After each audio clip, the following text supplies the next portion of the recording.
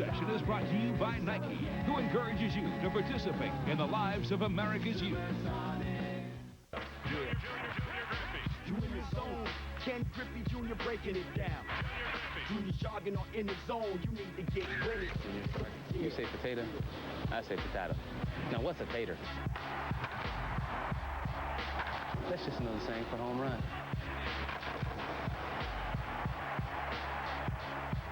In the zone. Okay, kids, imagine you're on this Little League. Where dreams come true.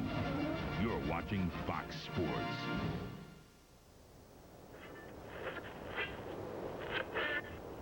And a pleasant good afternoon to you. Alongside Bob Brentley, I'm Tom Brenneman. Welcome, as always, to Baseball on Fox. And Bobby...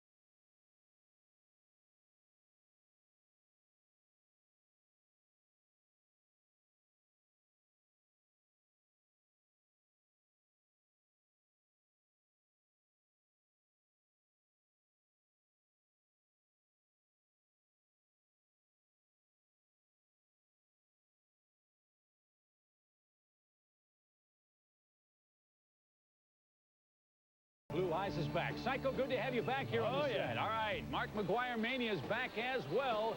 Man, oh man, what a year he's having. 54 home runs. He's the first player ever to hit 50 or more jacks in 3 consecutive seasons. Today, Big Mac and the Cardinals entertain the Atlanta Braves. Welcome to Fox Saturday Baseball. An illegal substance. All it does is help him recover. I don't care what you're taking. It doesn't help you hit the ball out of the yard. He's been taking this for a long time, and it's a non-story, and we've tried to make it into one. It's a joke. How about the story in Denver? A reporter actually rooting through the locker of Dante Bichette, looking for this substance, finding it in a bottle, and looking at the ingredients in the bottle while Bichette was on the field with his teammates. Now, that is a story and should not be done. The guy lost his credentials, and it makes me embarrassed to be a member of the media. Stay out of guys' lockers. It's not...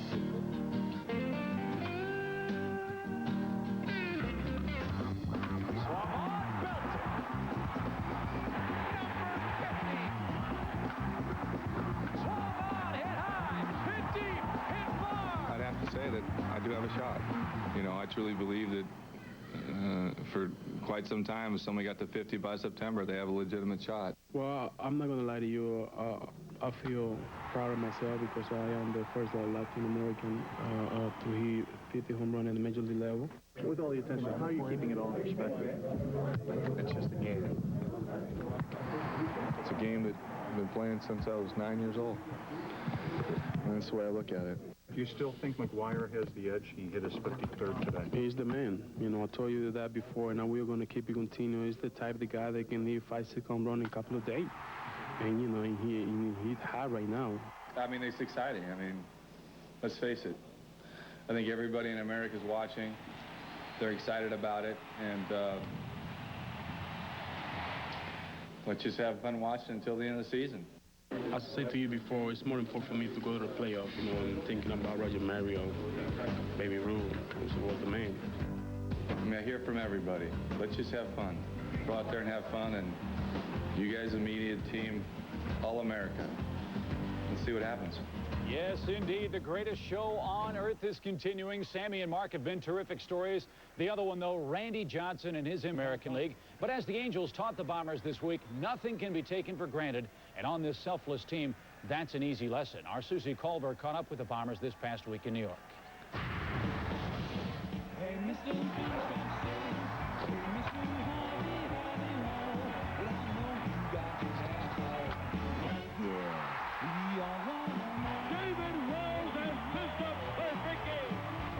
In a season filled with historic individual accomplishments, the 1998 Yankees have redefined the word team. It couldn't be more appropriate for a franchise that's never stitched the names of its players on the back of their jerseys. For this club, the only letters of significance are worn on the front of their unis as they chase history. This is probably the best 25-man roster ball club that I've seen the Yankees have. Talent-wise, overall talent-wise, man for man, I think this team is probably as talented as any I've ever been on. What are some of those intangibles that have separated this team from maybe every other team in history? Well, there's a lot of unselfishness on our team. I think that plays a key part. You know, if you look at the guys on our team, no one's really having a career year, but everyone seems to be doing the job and picking up the slack, and there's a different hero every night. Everybody's contributing, and you never know what's going to happen each night. You don't know who's going to be the guy to step up, what pitcher might go out and throw a shutout, or Mo come in and just slam the door in the ninth, or somebody get a big hit or a big home run. We hustle, we play hard, we don't dog it, we don't show other teams up, that's just not our personality, and we go out and play the game the way the game should be played.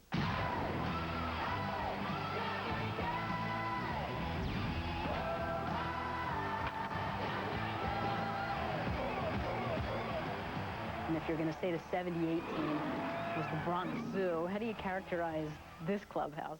The choir boys, it might seem like, compared to the old Yankee team. This may be a Bible class here. I don't know. The Yanks have been as many as 62 games over 500, but hit a snag this week, losing 4 straight for the first time this season. Maybe the long summer has finally caught up with the Bombers. The way things are going of lately, it's, you know, a testing period to see what we're really made of. And we've been in a little tailspin right now at this point and losing a couple games, but that's bound to happen. 465 feet from home plate, the best in baseball tradition is documented here in Monument Park. Now, it's too early to tell if any of the individual members of the 98 team will wind up here.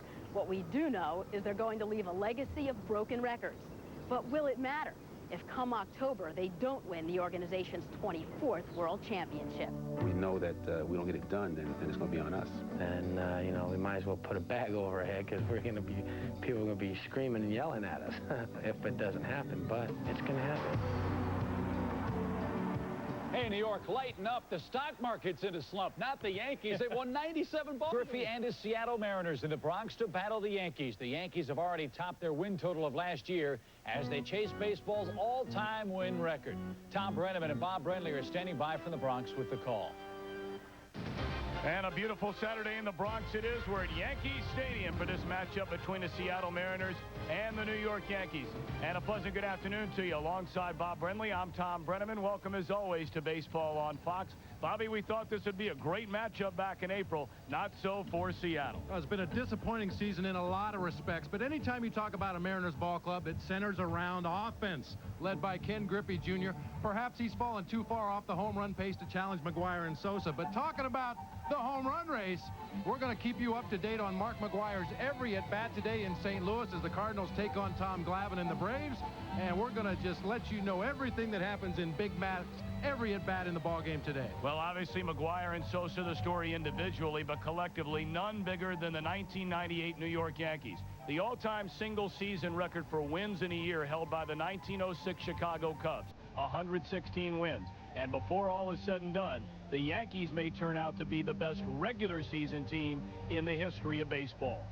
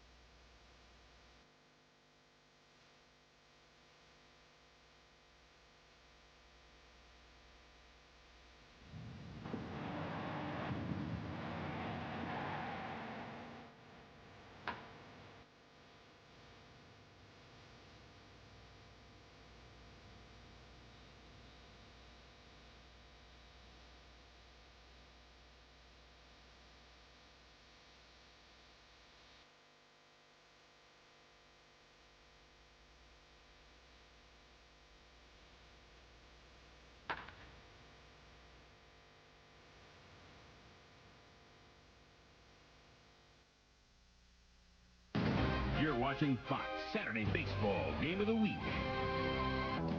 U.S. West X, your directory expert. Factory authorized clearance will save you thousands on America's favorite sport utilities. What will you save? We got one. Well, the New York Yankees, the best team in all of baseball, trying to become the best regular season team in the history of Major League Baseball. Take the field for Game 2 of this 3-game series against the Seattle Mariners. Just a remarkable year for Joe Torre's team. They come in with a record of 97 up, 36 down. If you can believe this, here we are on the 29th of August. If the Yankees win their game today, Bob, they could lose every game the rest of the season and would still be at the minimum the American League wild card team for the postseason. Can you believe that? I believe it, but I'll tell you one thing, that's not going to happen. No. Well, Joe Torre and the Yankees squaring off with Lou Piniella's Seattle Mariners in the MCI starting lineup. For Seattle, Joey Cora at second, Alex Rodriguez at short, and the amazing K.Griffey Jr. 44 home runs, best in the American League. It's third in center field. Edgar Martinez at DH, David Segui at first with Jay Buhner, the former Yankee, in right.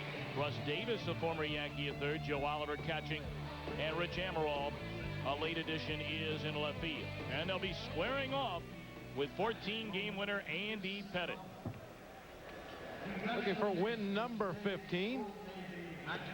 Get a look at his numbers on the season. The 5 complete games, averaging about a hit an inning. Strikeouts to walk ratio very good.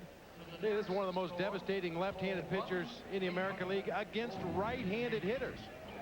And I'm going to tell you why. He throws that fastball in the low 90s, but that's the key right there. His best pitch is the cut fastball. He runs it right in on the hands of the right-handed hitters. Also has a curveball, a good slider, and without a doubt, the best left-handed pickoff move in baseball, and has not had a balk called against him yet this year. Defensively behind Pettitte, they'll go with Chad Curtis in left, Bernie Williams, a Gold Glove winner last season in center, Paul O'Neill in right. On infield, Ambrosius, Jeter, Knobloch, the new addition, and Tino Martinez at first, a battery of Pettitte and his buddy Joe Girardi. We remind you, as always, his broadcast is also available in Spanish by utilizing the SAP button on your television. Andy Pettitte looking to join right-hander David Cohn, an 18-game winner, and left-hander David Wells, who has won 16, with 15 or more wins in '98. The last time a Yankee team had 3 15-game winners in one season was 1980. Tommy John picked up 22, Ron Guidry 17, and Rudy May was a 15-game winner. Pettitte's lost his last 2 starts, but he has never had a losing streak in his career longer than 2 games. So Joey Cora to lead things off for the Mariners, and he fouls it away. He's down a strike. We're underway. A capacity crowd again at Yankee Stadium, and why not? You can lay down your hard-earned money to come watch any team in baseball in 1998. This is the best buy in sports. Well, you come out to Yankee Stadium, you're pretty sure you're going to see him win a ball game. Broken bat pop-up at Jeter. One away. I mean, the Yankees are only 51-12 here at home this year. That's all. I'll tell you that there have been some teams that have had long homestands and lost 12 games during the course of the homestand. They've only lost 12 all year. You get a look at that cut fastball right in on the hands of Joey Cora, the first broken bat of the ball game. A little popper to Derek Jeter at shortstop. If Pettitte's got that good cutter going today, you'll see a lot of bats flying into pieces by the Mariners hitters. Alex Rodriguez, just a sensational season, 306 batter. Tries to bunt his way on. Here's a guy with 37 home runs and 107 runs batted in. The single season record for home runs by a shortstop, 47 of them set by Ernie Banks of the Cubs in 1958. Rodriguez a chance to break that with 37, and he should shatter the American League record by a shortstop, 40 home runs from Rico Petrocelli back in 1969. On the ground to his counterpart Jeter, and a throw in the dirt, and Rodriguez is safe at first. Jeter committing his 9th error of the season. Well, there's been a good-natured competition between the 2 shortstops, and A-Rod takes an early lead in this ball game. Jeter with a lot of time just Well, lollipops that ball across the infield. Tino Martinez unable to come up with the pick in the dirt. Yeah, he's not only hitting and playing great defensive shortstop, he helps umpire from time to time, does A-Rod. Putting on that wrist brace to prevent any kind of an injury if he happens to slide into second, third, or home in his trip around the bases here. So now Ken Griffey Jr., 44 home runs on the season, and you see fourth in the American League with 111 runs batted in. Jr. has taken some heat from the New York fans, who have generally cheered him despite being on the visiting ball club here at Yankee Stadium. Jr. making some comments that he didn't appreciate the way the Yankees or the Yankee fans had treated his father after he left Cincinnati to come to New York. And Jr. said he would never play for the New York Yankees. 1-0 delivery. And it's high and in.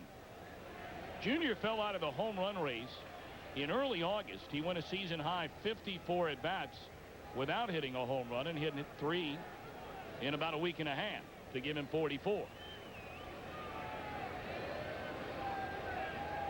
Well, there's a lot of time left in the season. We saw what Sammy Sosa did in the month of July with 20 home runs, and Jr. is certainly capable of an outburst similar to that. You wouldn't figure to do it this time of the season, but it's that time of year, September call-ups. We're going to see some guys called up from AAA and AA, some pitchers that'll take the mound in games that don't have a bearing on a pennant race, and Jr. may get to do some cherry picking to steal a basketball term. 2-0 to Jr. And even the move to the plate right there had Rodriguez fooled, who has 38 stolen bases. Rodriguez trying to become just a third player in Major League history to hit 40 or more home runs, steal 40 or more bases in the same season. He would join Barry Bonds and Jose Canseco as the only two to do that. Watch out on the 3-0. And it's ball 4. So the error by Jeter, a walk to Jr. And the Mariners have 2 on with 1 out here in the opening inning.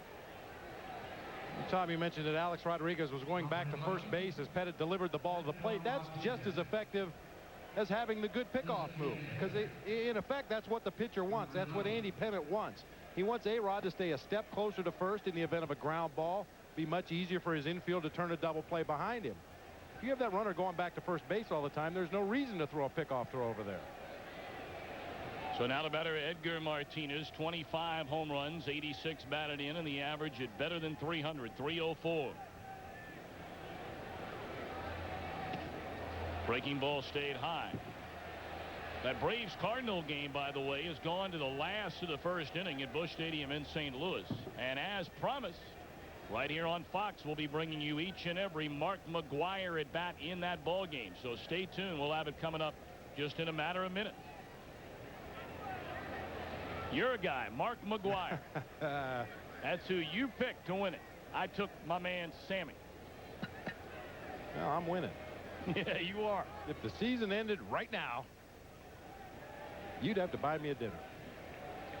Long way to go to steal your words, big boy. 1-0 on Edgar Martinez. And there's a strike from Pettit. 1-1. You know, a lot of people give Sammy a slight edge in the home run race because the Cubs are in contention. They're battling for that wild card spot, and they feel that the added pressure and intensity will help Sammy out down the stretch. I think it's just the opposite. I think Sammy's going to do whatever it takes to help the Cubs win down the stretch. And we saw him last week in the series hit the ball to the opposite field to advance a runner, probably by accident, but nonetheless, Sammy trying to help his ball club win games. McGwire, on the other hand, with the Cardinals out of the race, they figure to see a lot of those young pitchers that are going to be called up in September. And I tell you, Mark McGwire facing a rookie pitcher, I like Big Mac's chances.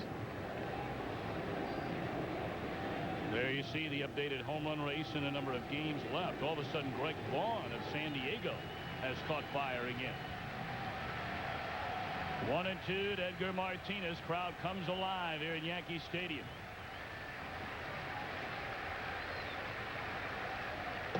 Strike 3 call.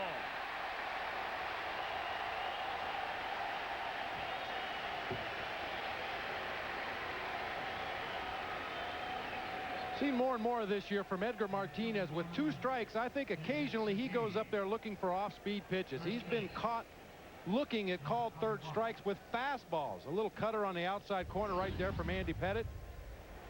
Perfect location. Not much Edgar could do with that pitch anyway, but I think that being the veteran that he is, Edgar Martinez with 2 strikes a lot of times looks to hit a breaking ball and try to battle and foul off the tough fastballs. 2 on, 2 down, and now David Segui having a solid year at .316, 17 home runs, 76 batted in, but has really cooled off in terms of driving in runs since the All-Star break. Hard to believe Segui only 13 RBIs since the break. Andy Pettitte, undrafted out of San Jacinto Junior College in Texas back in 1991. Yankees just signed him as a free agent. And here he is, the ace of their staff the last 3 years.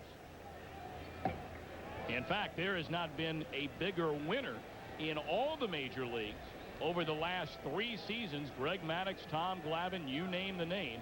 None has won more games than Andy Pettitte since the beginning of the 1996 season. He's one of those guys outside the New York area. A lot of people have never heard of Andy Pettitte. Just quietly goes about his business, anchors this rotation, and keeps putting up W's. Rodriguez and Jr. aboard, and the 2-0 to Segui is on the outside edge, knee high, a strike. There's what you were talking about, Tom. John Smoltz, Greg Maddux, Kevin Brown, Denny Nagel. No. They're all down on the list behind Andy Pettitte. It's not a bad rotation right there, though. No.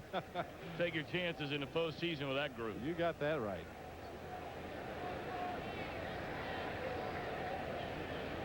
Two and one on Segui. 2 on, 2 away here in the top of the first inning. 2 and 2. Well, we promised you Mark McGwire each and every at bat today. Let's go to Josh Lewin and George Brett at Busch Stadium. We'd like to welcome those of you watching other games on Fox today. Josh Lewin, George Brett in St. Louis, where Mark McGwire bats with the bases clear. McGwire's been the pace car in this home run race for all but 58 minutes. A week and a half ago, Sammy Sosa briefly pulled in front. Then McGwire against the Cubs drilled 2 in his next 2 at-bats. And the lead right now is 54 to 53. Good change, and it's 1-1. Glavine is the man on the mound. He's going to try to live on that outside corner just like the guy did the other night. What he's doing is just throwing fastballs away, change-ups away. He'll probably try to waste a fastball now and then inside, but go right back outside. They're staying away, and you look at the left side of the infield. They still think he can get around. And he hit a double yesterday between third and short. 2-1 pitch. Slammed foul off the catcher Lopez.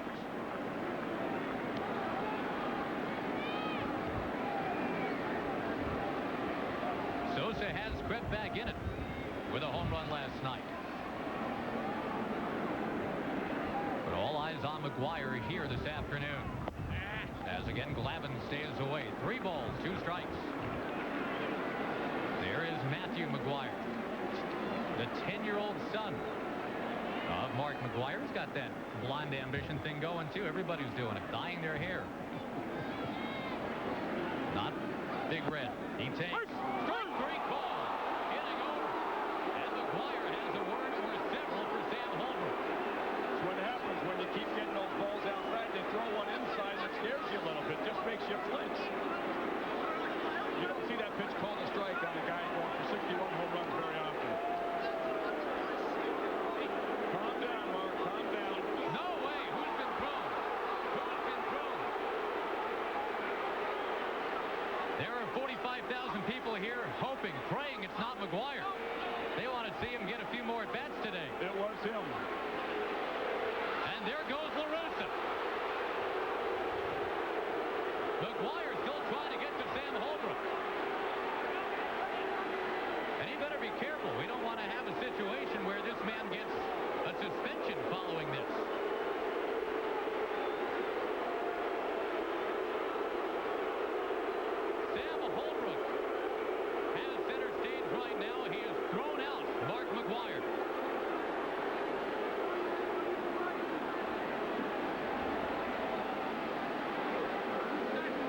It's going to be interesting to see how many people stay at the ballpark. Here's the pitch again. That ball not only might have been inside, it looked like it might have been a little low, too. Mark McGwire, normally a very mild-mannered sort. He was on his way to first. He was called back in disbelief. He had it out with Sam Holbrook. And the umpire, Holbrook, says no more McGwire today.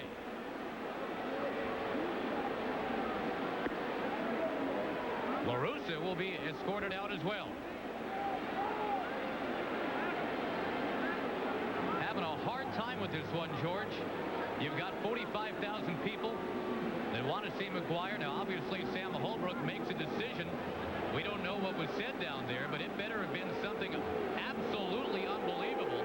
It didn't look worthy enough to be thrown out. He came back, he questioned the call. He didn't rant and rave. Latchman came in to help. LaRussa came in to help to try to restrain him. That's a tough call.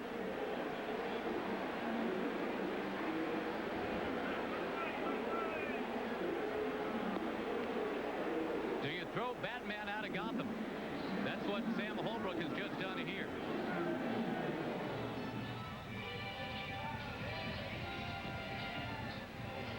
Well, how about that? Mark McGwire getting the heave-ho from Sam Holbrook, the home plate umpire, on a called third strike, his very first at-bat in the game against Tom Glavine and the Braves.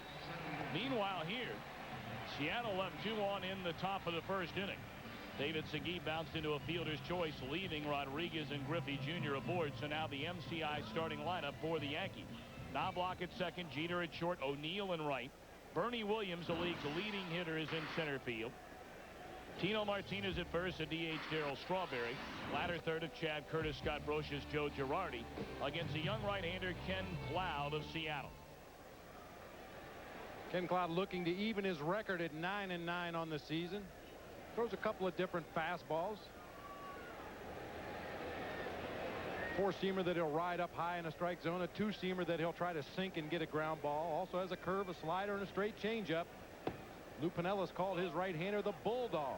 You remember another right-handed Bulldog that's still having a good career, Oral Hershiser. If Cloud can measure up to Oral's numbers over the years, he will have had a great career. Now the 0-1 to Knobloch. A high fly ball into left center field. Room out there for Amaral at the warning track, and Knobloch retired.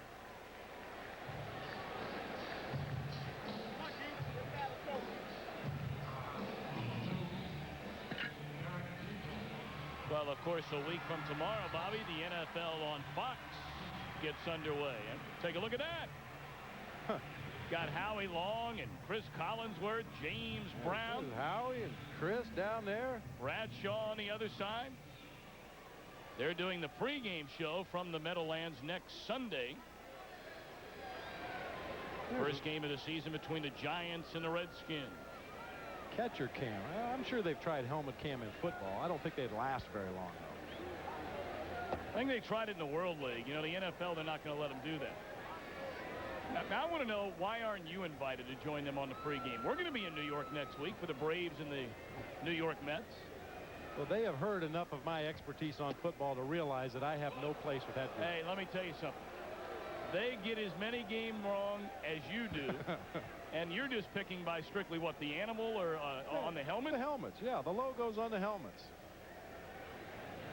I was getting after it last year. I was rolling there for a while. I was 14-2. Yeah, you were smoking. Derek Jeter fouls it off. He's behind 0-2 against Ken Cloud. Been a struggle for Cloud this season. Look at those numbers. You see the high ERA, giving up more than a hit an inning. High walk total. Definitely a fly ball pitcher, which, given those numbers, does not work to his advantage. You put guys on via the base on balls and give up a lot of fly ball outs. Some of those fly balls are going to leave the ballpark, and he has surrendered 24 home runs this season.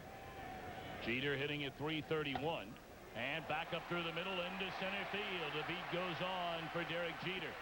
Well, you talk to Yankee fans, You talk to the Yankee coaches and the players, and you ask them who is a team MVP. They have so many guys having terrific years, but Jeter is the answer from each and every one.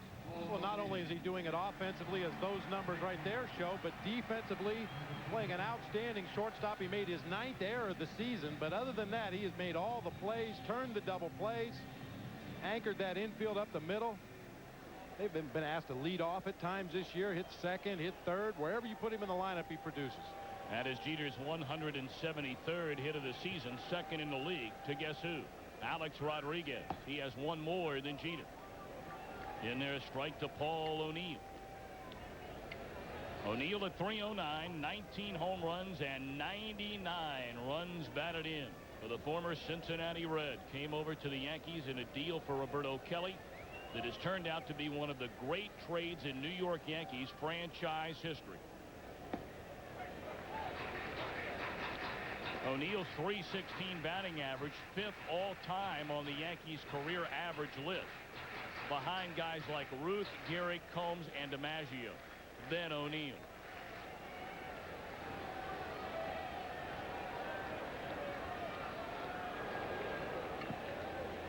Paul O'Neill, one of the best fastball hitters in the game. Right-handed pitchers try to get inside on him. That's a ball that he can hook down into the right field corner, or if he so chooses, he can inside out that ball to left field. He swings that bat like a magic wand up there at the plate. 1-2 as he fouls it away.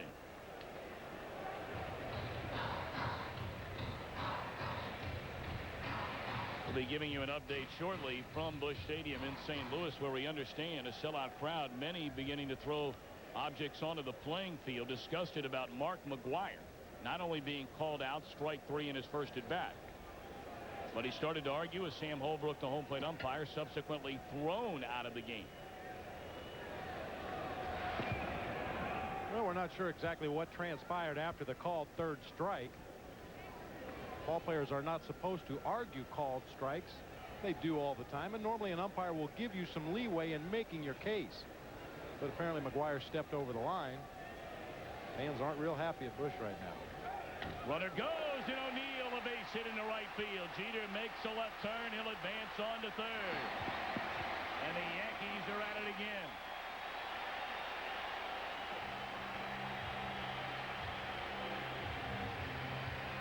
Joe Torre getting the runner in motion with Paul O'Neill at the plate, hoping to open some holes in that infield, but O'Neill doesn't need it. It's a line drive into right field.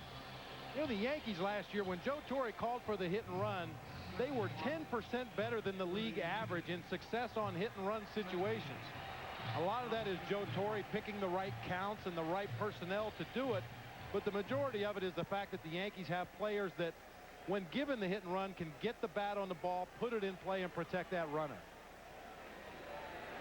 Runners on the corners for Bernie Williams, the league's leading hitter at 340. He has 20 home runs and 77 runs batted in.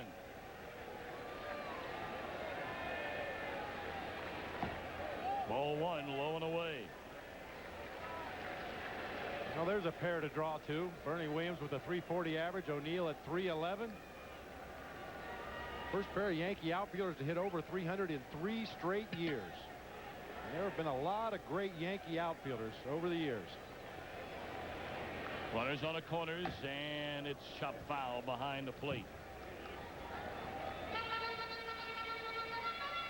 One thing to keep an eye on with Ken Cloud, throughout his 25 starts leading up to today, he's averaged 18 pitches per inning, which if he maintains that average throughout this ball game, there's a pretty good chance Lou Piniella is going to have to go to that bullpen, and we all know what happens when the Mariners have to go to their bullpen. You've heard about gasoline and fire. 1-2 to Bernie Williams, with O'Neill at first base, Jeter at third. Only one out here in the last of the first inning of a scoreless game.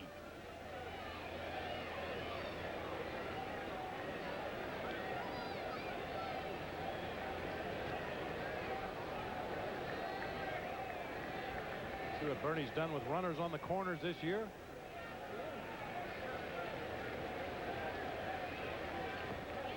Did he go? They appeal down to third, and nothing doing. 2-2 now to Williams.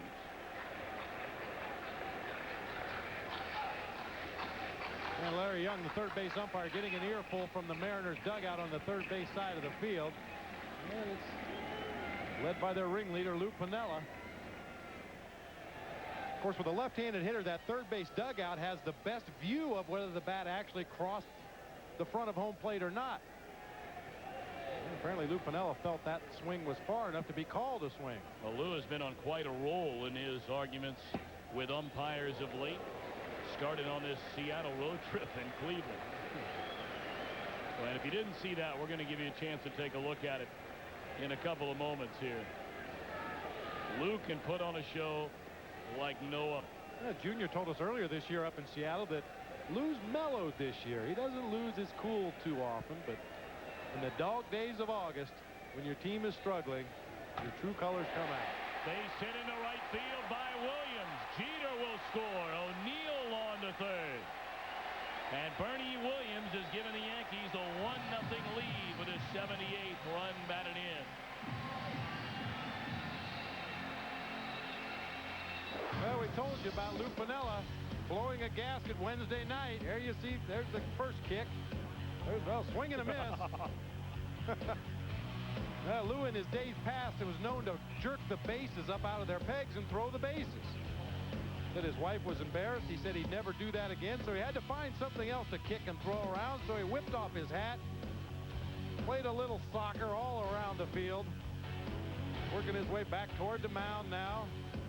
There's Junior and David Segui on the bench having a little laugh about it.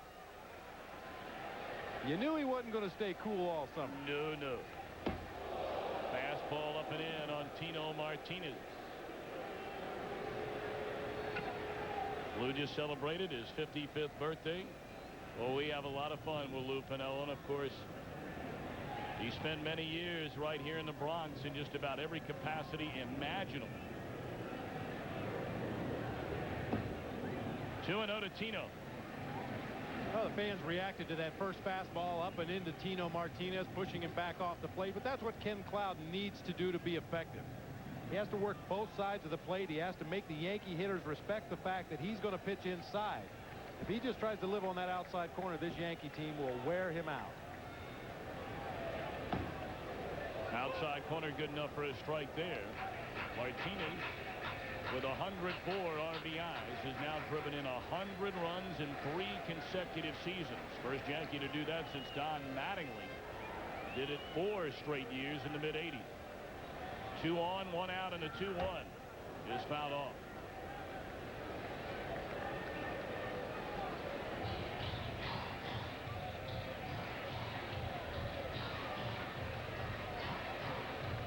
See the numbers for Martinez against Cloud. Tino, of course, broke in originally, a first-round draft choice by Seattle. Came over after a big 1995 with the Mariners. And a 2-2. Got him swinging. He chased a pitch up and out of the strike zone. First strikeout for Cloud. Second out of the inning.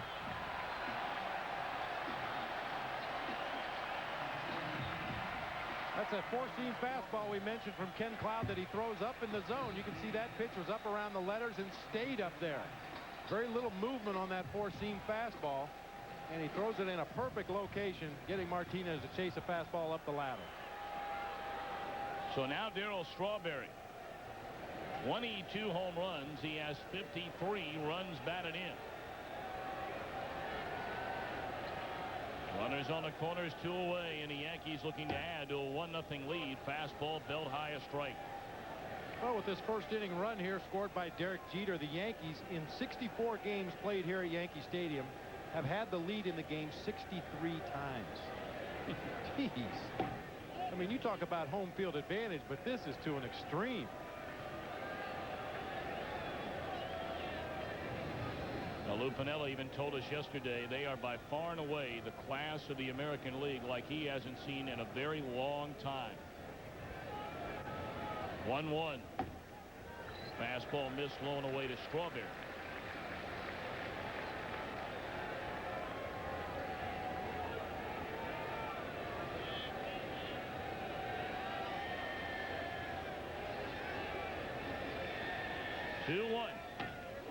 Hook foul.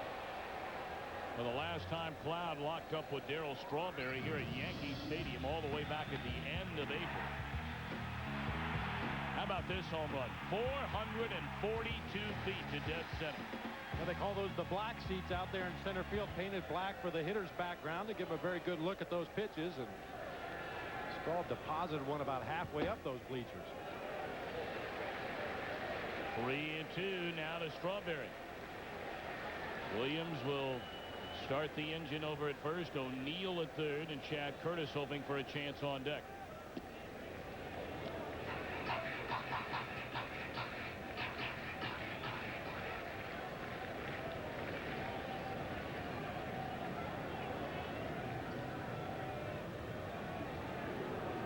Segui will back up behind the runner at first, Bernie Williams, and there's strike 3 to Strawberry to retire the side. 1 run, 3 hits, 2 left. End of 1. Yankees lead the Mariners 1-0.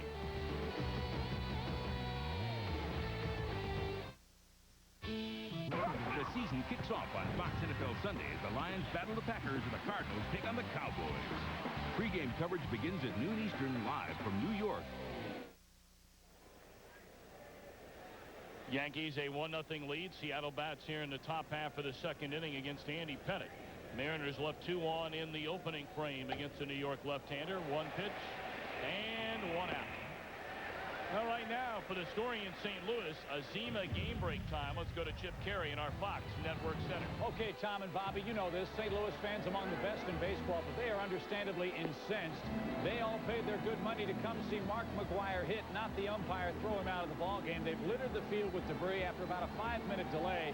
They have resumed the ball game. They're heading now to the bottom of the second inning in St. Louis.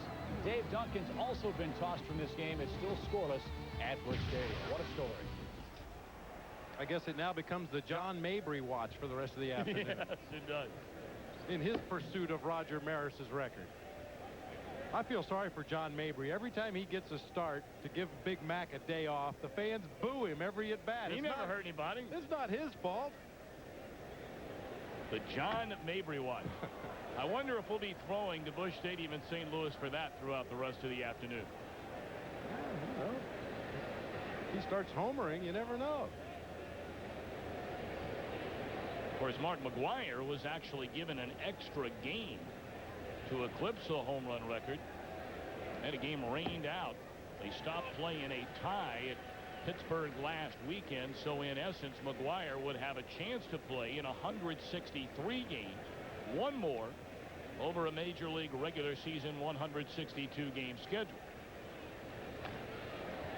1-2 to Russ Davis. Well, if he does break the record, let's hope he does it before that game, because you know that a lot of the purists will be calling for some kind of a notation to be made that he had an extra game. That's not his fault either. He didn't make up the rules. He just plays by them. 2-2 now to Davis, who came up through the Yankee system. Was involved in that trade we mentioned earlier with Tino Martinez. And Pettitte the 2-2. Got him looking, strike 3. Second of the game by Andy Pettitte.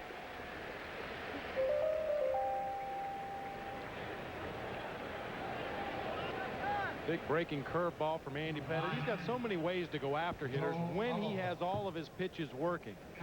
In some starts this year, he's had the good cut fastball working, but no breaking ball. Other starts, he's had the good breaking ball, but hasn't been able to spot his fastball. When he's got it all working, he may as well leave the bats in the rack. And right back to the mound off the bat of Joe Oliver, and Pettitte breezes through a perfect second inning. Bottom half coming up. Yankees lead by a run.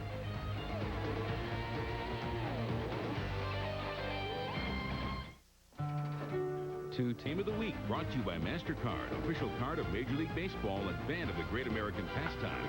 By Pepsi, official soft drink of Major League Baseball. By Red Lobster, come in and see for yourself why life on land is dry at Red Lobster. And by NCI 5-cent Sundays, pay the least on the day you call the most. Oh!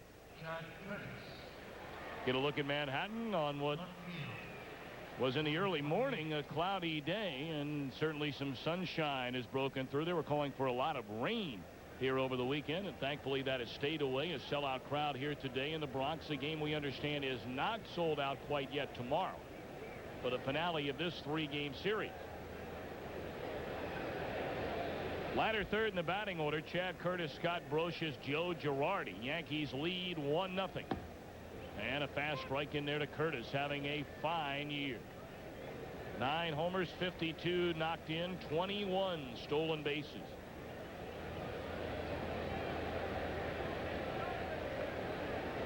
I mean, we could beat you over the head with numbers and statistics all day long about this New York Yankee ball club. In Major League history, there's only been one team that's ever had as many as 8 players with 15 or more home runs.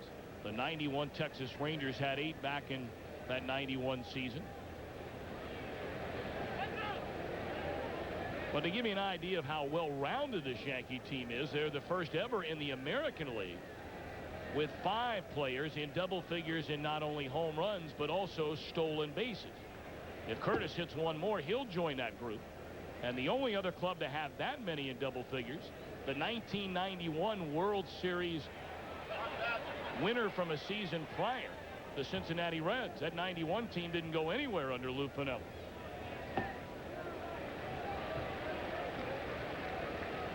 We talked about the double-figure home run hitters on this Yankees ball club. Curtis hanging right in there with 9, about to join that group.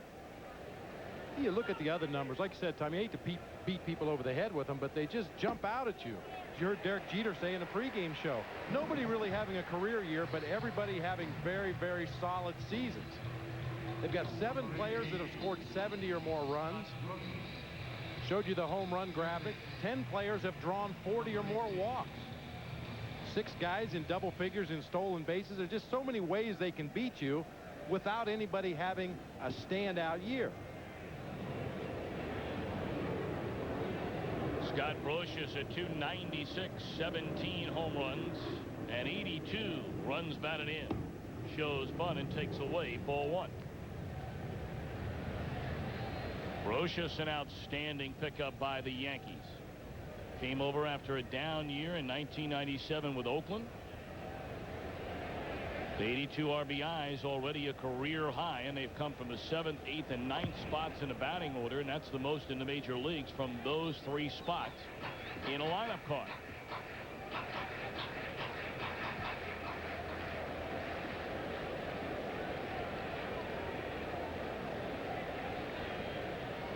Curtis running, and it's fouled back out of play.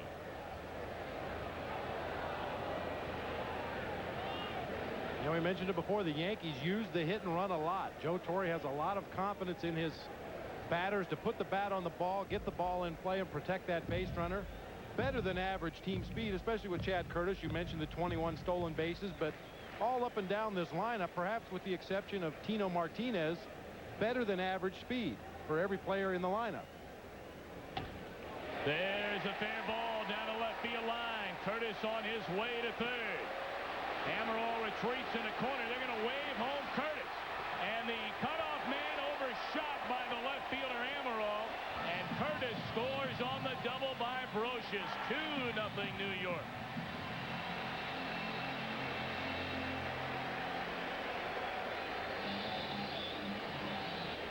Right down the third base line, gets down in the corner and rattles around a little bit. There was some question initially whether Willie Randolph was going to send Chad Curtis, but as you can see, Amaral airmails both cutoff men. The ball trickles back into the infield, and Brocious had started for third base. He almost advanced on that ball as well. The ball hits right near the painted foul line there on the fence and kicks back toward the infield. That gave Curtis the extra step or two he needed to score on this play. So now Joe Girardi, runner at second, run home in each of the first 2 innings for New York. And it's ball 1 down low. And that play, a perfect example of what's plagued Seattle all season long. Not necessarily a physical error. There will be no error charged right there, but Amaral overthrew the cutoff man. The ball just trickled back into the infield harmlessly. Very easy chance for runners to advance, take an extra base, get themselves into scoring position. Those are the kind of little things that the Mariners defensively have done all year long. Well, the Mariners, the third worst fielding team in all the major leagues. They've committed 115 errors and turned 115 double plays. Not good.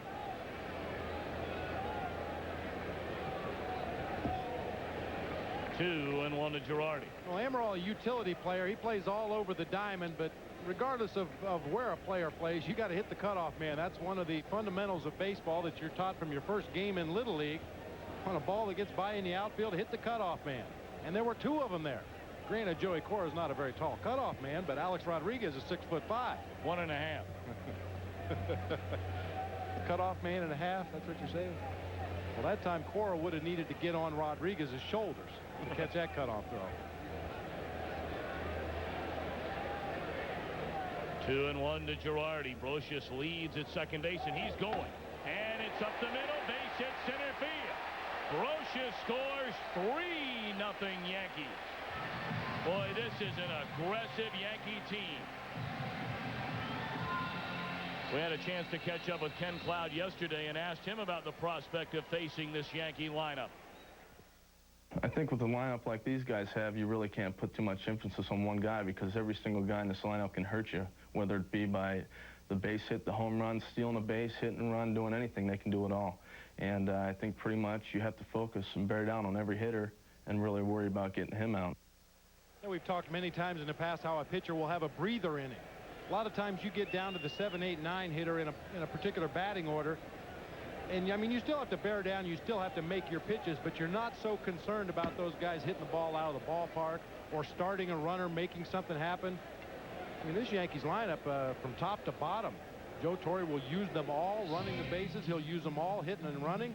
And the guys in the middle can hit the ball in the seats if you make a mistake. So there is no breather inning when you face this Yankees lineup. Stan Williams out to visit with Cloud on the mound. And again, we remind you, Sunday, September 6th, a week from tomorrow, the premiere of Fox NFL Sunday. Most of you will see the Lions and the Packers or the Redskins take on the Giants, plus other regional action. Noon Eastern, 9 Pacific, with a pregame show live from Giants Stadium. It'll be Terry, Howie, JB, and our buddy Chris Collinsworth. Only on Fox. And Bob Brenly, gather your picks so that next Saturday we know what to look for on your very early opening week prognostication around the NFL. I could have made my picks whenever they finish the schedule for this year. It's all about the helmets, fans. That's the key. You ought to open your own hotline number. It's 2-0 to Chuck Knobloch. Boy, the scary thing is somebody would call it, getting my football picks. Hey, you went 14-2 last year. That's true. I don't know how.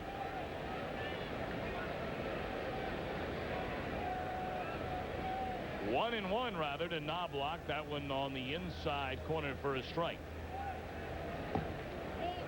That one missed the inside edge. 2-1.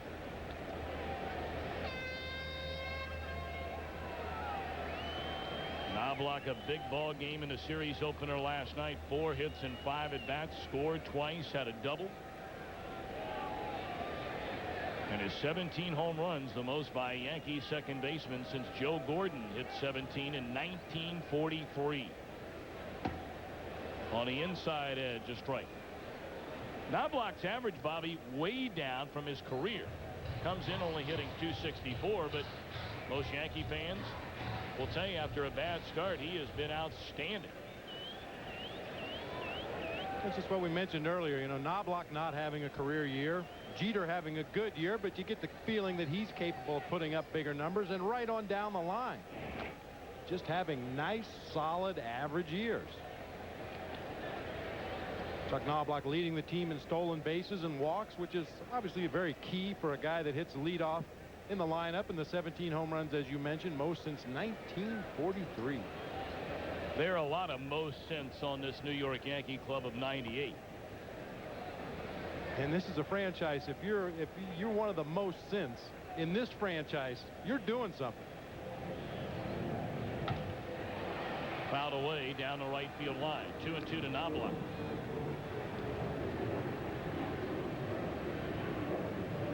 Well, if you are a I don't know if conspiracy theory would be the right term. I mean, the Yankees have won 23 World Championships in their storied franchise history. But here's a little something to chew on. First, a 2-2 to Knobloch. Into shallow center field. Rodriguez going out. Jr. coming in. It falls in between them. Bloop base hit.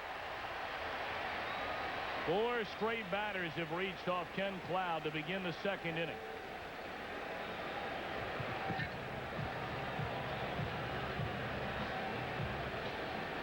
Well, when you're going good, you're going good. Just toss a little grenade out there between the shortstop and the center fielder. Knobloch jammed badly on the pitch. When you're having one of those enchanted seasons, those are the kind of hits that drop in. The New York Yankees have won the World Series the last 5 times. The University of Kentucky has won the NCAA men's basketball championship. 49, 51, 58, 78, and 96. Guess who won the NCAA championship in 1998? Kentucky. Isn't that something? I don't know if it's anything. Well, I don't know either. Coincidence? You be the judge. 1-0 to Derek Jeter. I mean, what could possibly be the connection? I have no idea. Barehanded by Davis. Not going to be in time. Infield hit for Jeter.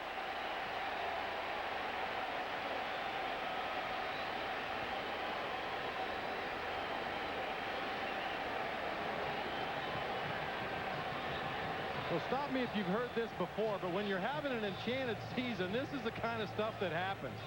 Jeter tops a little roller down the third baseline. Nice barehanded play by Russ Davis, but that speed we were talking about allows Jeter to beat it out. Continue the inning for the heart of the Yankees batting order.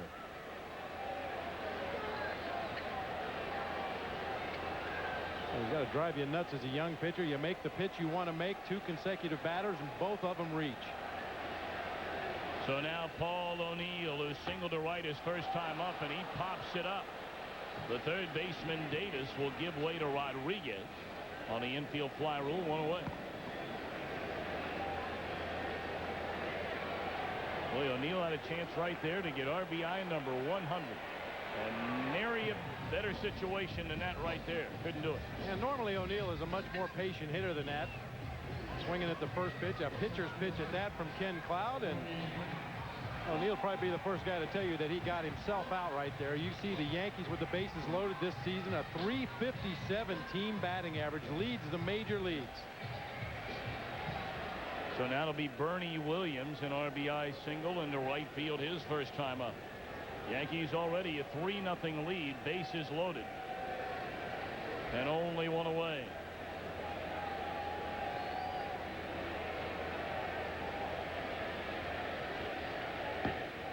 Strike 1. Bernie Williams, a free agent at the end of the season. One of the hotly debated topics in New York. Where will Bernie Williams be come 1999? A lot of people tell you that Bernie Williams could be named captain of the Yankees today, and he would fit right in line of some of the great captains in Yankee past. But will he be around, or will he be elsewhere? Been a lot of talk about the Arizona Diamondbacks and the former Yankee manager, now Arizona skipper Buck Showalter, very close with Bernie Williams. 1-1.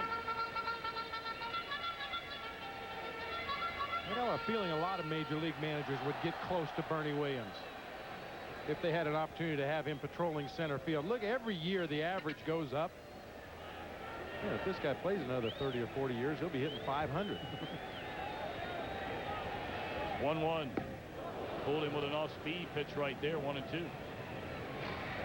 He really is the total package. I mean, great defense in center field, strong throwing arm, great speed, switch hitter, power from both sides of the plate. And as a guy, who better to represent any franchise? Classy, articulate, soft-spoken leader. Into center field, and he's a producer, if we didn't mention that. They're going to wave around Knobloch. Throw is cut off at second base.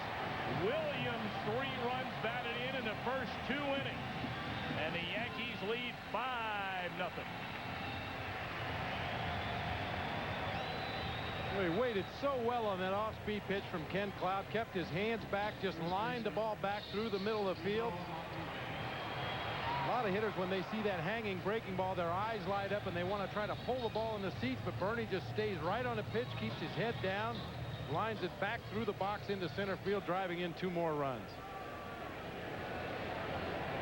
You hear a lot about guys talking about a hitter's discipline at the plate. He's a very disciplined hitter, and that was a perfect example right there of not trying to do too much with a pitch. Just hit it hard, back to the middle of the field, and take your chances. Martinez takes in ball 1. Bernie Williams came in the league's leading hitter at .340, already 2 for 2 today, and 3 RBIs, giving him 80 of those this year. All the way to the screen. Jeter and Williams both advance. Joe Oliver a little slow getting the backside down here on this breaking ball in the dirt. Comes up with the glove. You could see how he brought the glove up, and that opened the hole between the shin guards. Watch the mitt come up. Gets right underneath. Good blocking for him is to keep that glove on the ground and let the ball hit wherever it hits and keep it in front.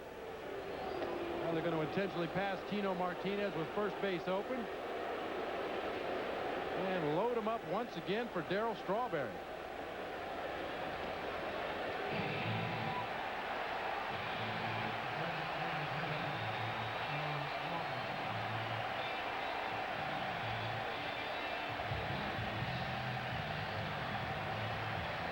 Strawberry, the base is loaded. He has 22 home runs this season. And you see in his career 8 Grand Slam home runs. Boy, enough adrenaline to liven a corpse here at Yankee Stadium when they have things going their way. Which has been most of the time this year.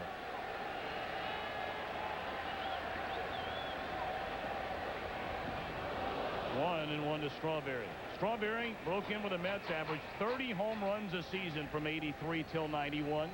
30 a year. And out all kinds of off-the-field problems, missed the better part of 6 major league seasons. If you took Darryl Strawberry's 30 home runs a season that he averaged and threw him into those 6 years that he basically missed, he would have 540 career home runs right now, which would be 8th all time.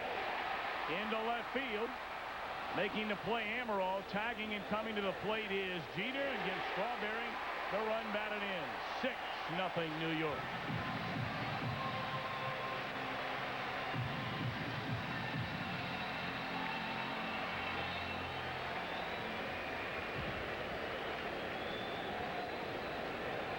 Now we're going to get a look at the end of the play. The tag at third by Jeter. You mentioned Amaral is more of a utility player than a legitimate outfielder.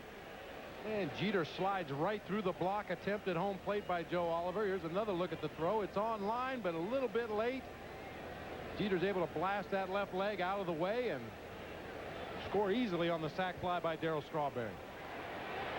Curtis started what has been a 5-run second inning, drawing a walk. Takes a hack. And Rodriguez able to knock it down. That saved a run for the time being. Infield hit for Curtis.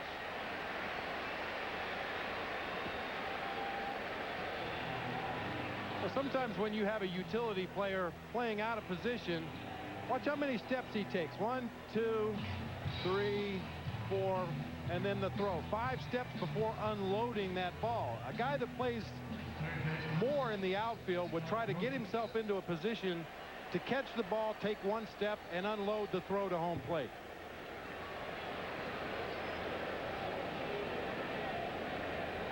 Brocious, an RBI double, has scored a run here in the second inning. Yankees a 6-0 lead. Ball 1 high from Ken Cloud.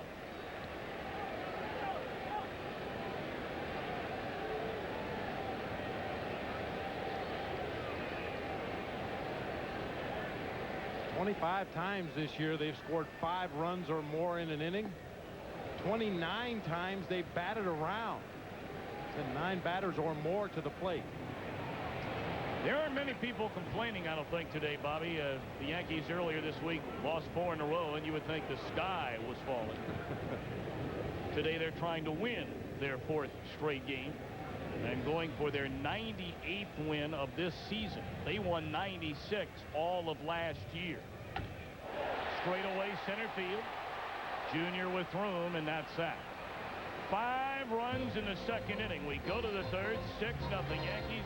You're watching Fox Sports, home of the 98 World Series. Back after this word from your local station.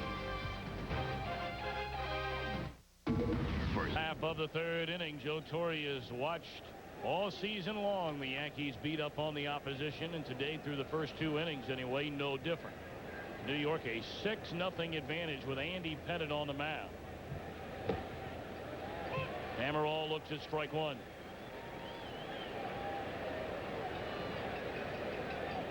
Amaral, then back to the top of the order. Joey Cora and Alex Rodriguez. Big breaking ball on the outside edge, strike 2. Should it get any further than Rodriguez, K.Griffey Jr. may get an at bat here in inning number 3.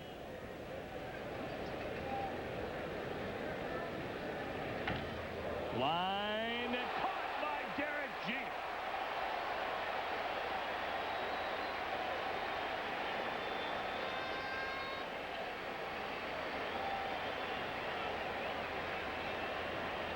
Go up the ladder. Watch the springs on Derek Jeter. Gets the ball right in the very webbing of the glove. Cradles it as he comes back down to earth. Well, what else would you expect? Amaral hits a ball right on the button. It appeared to be headed to left field. A sure base hit, and Derek Jeter goes up for the rebound and takes it away. It's what the kids call hops. He's got some hops. Yes, he does. Shortstop for the Yankees. Young, good-looking kid doing it all. Man, does he own this town or what? Get a look from behind. He's still going to jump high. Doesn't matter what angle you look at it from. Very talented, athletic player. Does a lot of things well.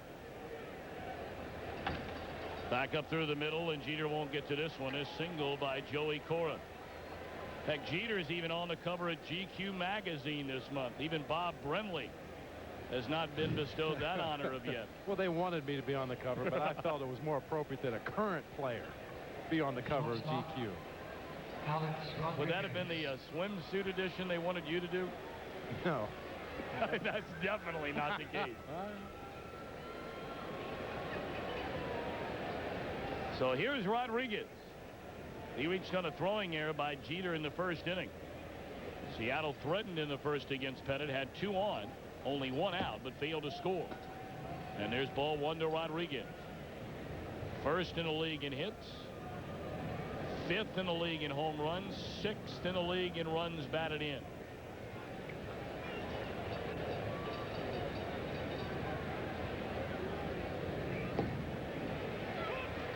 One and 1 on the breaking ball. Talked at the top of the show about the Mariners always have been and are this year a very strong offensive ball club, but when you're forced to stand out there defensively for 30 minutes in the bottom half of every inning, chasing down balls in the gap and trying to throw guys out, it takes a lot of steam out of your offense. Curtis waits on the fly ball to left, and Rodriguez retired. 2 down in the Seattle 3rd. So here comes Junior.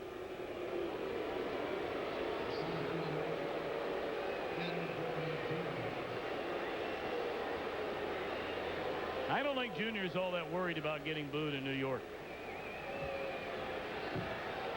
Well, Pete Rose said towards the end of his career, that's when you know you've made it as a major league ball player, when you get booed in every road ballpark. I don't think Junior needed any more reaffirming of the fact that he's made it, but the Yankee fans just want to let him know.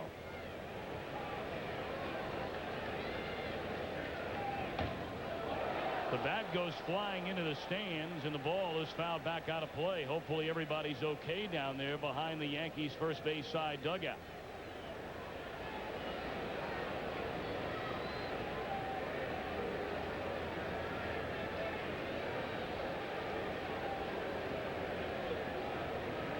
Jr. fooled slightly with this pitch. You see the bat just comes right out. Usually one hand or the other will stay on the bat, but that time they both came off. Helicopter-like whirly-bird bat flying into the stands. Apparently that gentleman was hit on the left arm somewhere. One more look at the pitch and the swing. Both hands come off at the same time. And Bobby, I think Jr. was injured on that swing. Mariners trainer along with Lou Piniella out to have a look. They were checking out his wrist or hand area. And good news, the fan appears to be okay.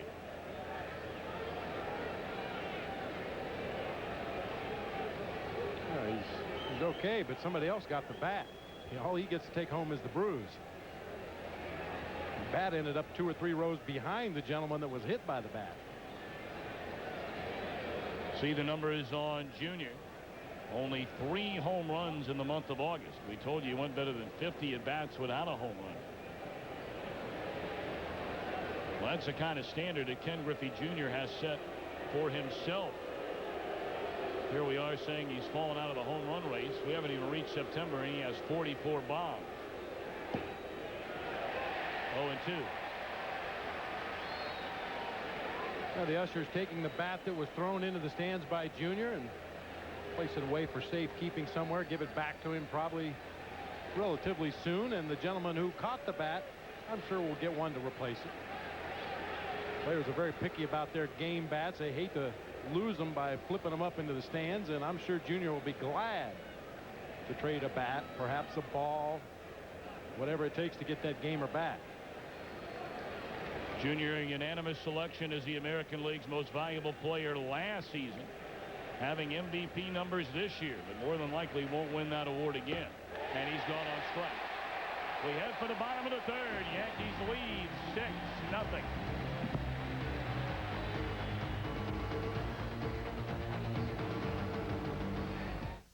This is the Midas Gold Muffler. It comes with a Midas lifetime warranty, and it's now just $49.95, $69.95 for select imports. Let's review. Midas Gold Muffler, lifetime warranty, $49.95. Hurry, the price of gold has never been lower. Neutrogena T-Gel Shampoo, recommended #1 by dermatologists. It works. Works on all 3 major itchy, flaky scalp conditions. The leading dandruff shampoo doesn't. Neutrogena T-Gel Shampoo. It works. We argue all the time as to who has the better lawn. They're all envious of my Scott lawn, definitely. Scott's does it for all 3 of us. Now, during the summer, my grass takes a beating. A heavy sun, droughts. What the grass needs is turf builder. About September, I put on a turf builder. It pumps it up, it rejuvenates it, Gives it that extra punch for the roots. You gotta feed it. It's beautiful lawn. Look at that. Look, it's thick. Nice and green. It's as thick, it's as flush. Fall is the best time of year to put down Scott's turf builder.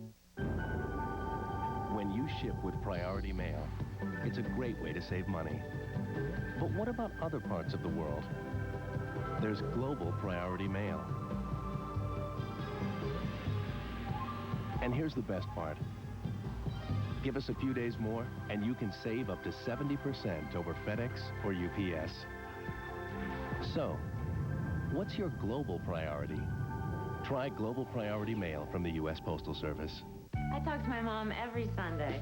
Nothing big, just to stay close. Tell her what the kids are up to. And that's why I signed up for MCI 5-cent Sundays. It's just 5 cents a minute, so we can talk for half an hour for just $1.50. That same call was $4.50 with AT&T's One Rate. We save more with MCI. And best of all... Hi, Grandma. We all get to talk more. Call 1-800-Sundays to become an MCI customer.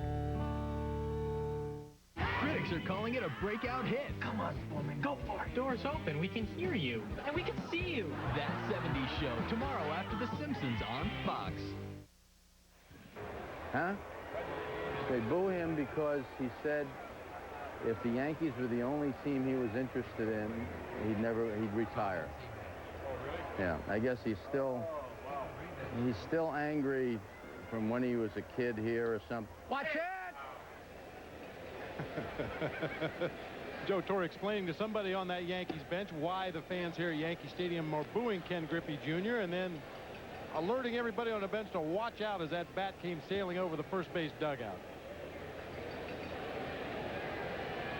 Well, the Yankees bat here in the last of the third, leading 6-0. They got 1 in the first, 5 in the second. Yeah, here's the swing when Jr. lost the bat, and apparently that's when Torre yelled, "Watch out." The bat was headed towards the dugout. Just barely clears it. And Jr., after swinging and missing to end the inning, was holding that right wrist as he went out to his position in center field. In the center field, Girardi retired. Right now, a SEMA game break. Let's return to Chip Carey in our Fox Network Center. Hey, Chip. Hey, Tommy, good to hear from you this afternoon. Andres Galarraga not enjoying the season. That's the 23rd time he's been hit by a pitch. But then Javier Lopez makes Kent Bottenfield pay. He rips a 2-run homer, his 4th homer in his last 5 ball games. And the Braves beating the Cardinals in a controversy-filled game. Mark McGwire ejected, the score 2-0.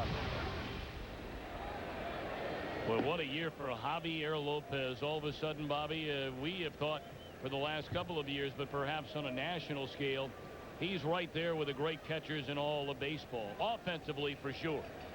I mean, with anybody, including Piazza this year anyway. And he doesn't really get the kind of credit he deserves for working with that pitching staff. That's not an easy thing to do, to take 5 potential Cy Young winners out there and have the catcher call a game for all of them. He's done an outstanding job for the Braves. Well, most people believe, Bobby, a foregone conclusion, if you will. It'll be these New York Yankees in a 1996 World Series matchup. World Series right here on Fox against the Atlanta Braves. The Yankees, of course, won it in '96. But there are a few other clubs that'll have something to say about that, as Knobloch swings and misses 2-2.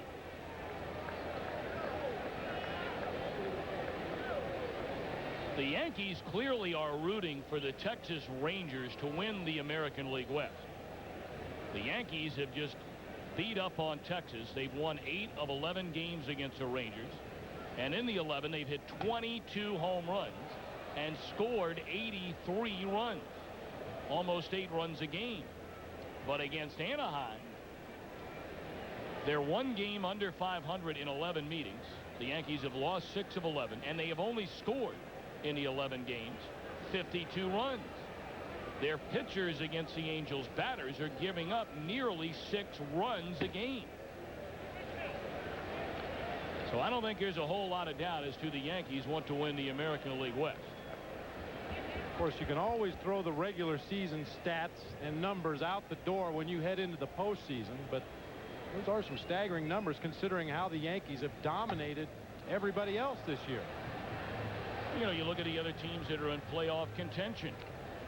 Boston and Cleveland. Boston appears to be the clear-cut winner in the wild card race. Cleveland will run away, already has run away and hide in the American League Central. The Yankees are only 4-3 against both of those teams. So they have hammered away by and large at all the other clubs in the American League, with the exception of those that they will meet in the postseason. Oliver, in foul ground, makes a play for the 2nd out of the inning. Well, Bobby, get out your 8-track tape machine, because the grooviest decade of the century is now officially the newest summer hit comedy. Catch an all-new episode of That 70s Show tomorrow after The Simpsons on Fox. What do you mean, get it out? I've had it out. Well, now there it is, right there in the billboards again. Yeah. The 70s Show. I vaguely remember some of the 70s. That's a good thing.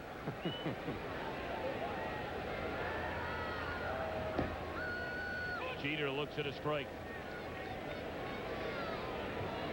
Hey, you were talking about the Yankees' domination of the lesser teams in the American League. A perfect 10-0 against Kansas City this year. 6-0 against expansion Tampa Bay.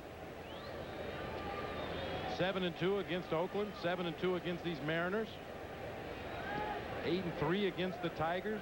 6-2 against the White Sox. They've been beating the teams they're supposed to beat. I wonder who her favorite Yankee would be.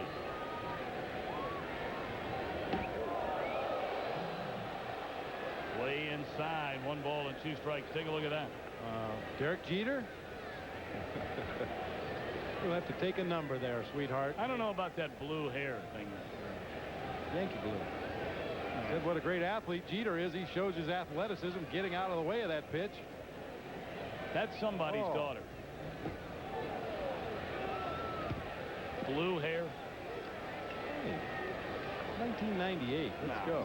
Come on. You put your 8-track away. Whoa. That's not an easy thing to do. You've got to be a talented athlete to be able to rise up on your toes and get your midsection out of the way at the same time. Still 2-2. And of course, she doesn't like it when people throw at Derek. Oh, she's ready to charge the mound herself.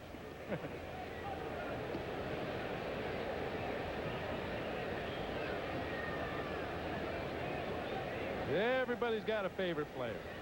Most of them don't wear it on their face. Right back to Cloud. And a 1-2-3. Wait a minute. A throw caught. Segui off the bag. And yes, indeed, your guy has reached base.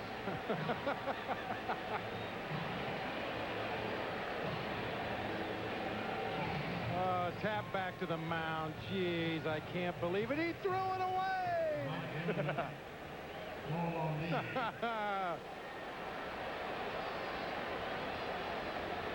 Well, to his credit, he's gone down the line hard on a tapper back to the mound. You see a lot of guys break it down, jog down the first base line, take off their helmet, and hand it to the first base coach before they even get to the bag. But Jeter ran all the way through, and he reaches.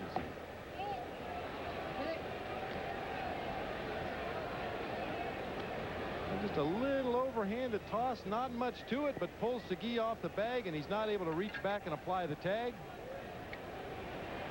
That's why you see a lot of pitchers on that particular play will run at first base and make an underhanded toss. Trying to just lob that ball overhand, almost like throwing darts in your local pub. That's a very inexact thing to do for a pitcher who's used to throwing hard over the top.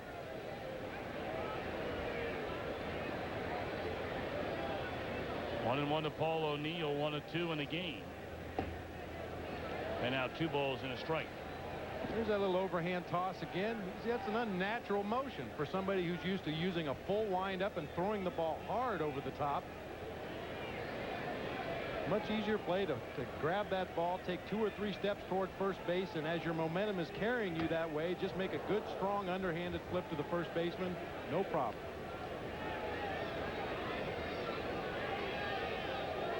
It looks like Cloud would have his first 1-2-3 inning of the game. He gave up a run on 3 hits in the opening inning. 5 runs, 6 hits, 2 walks, 1 intentional in the Yankees' second.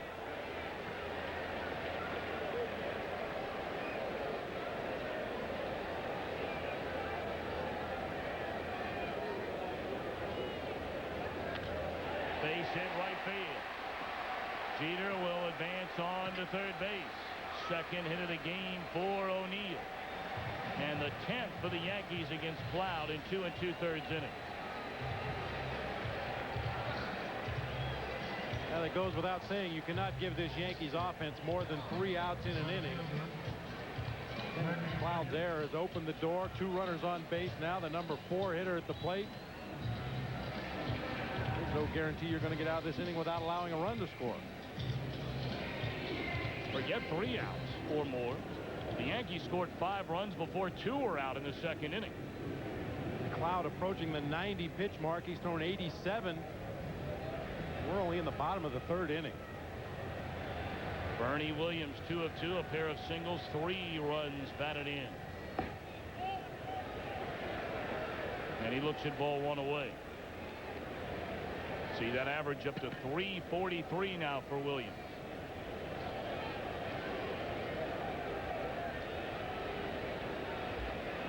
Jeter and O'Neill aboard in the Yankee 3rd, looking to add to a 6-0 lead, and they will.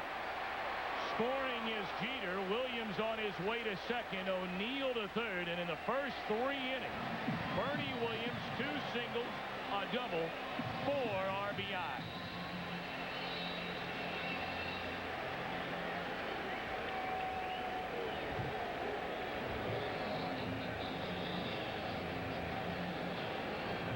Well, there are times when you're facing this Yankees lineup, you just want to throw your hands up and say, make it stop. Make the bad man go away. Against cleanup hitters for the opposition, a .345 average against Ken Cloud this season. Now Tino. He looks at a strike.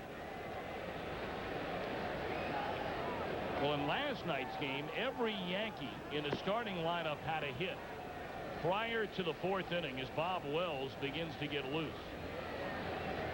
Tino Martinez and D.Strawberry, the only Yankees without a hit in the first 2+ innings of this game.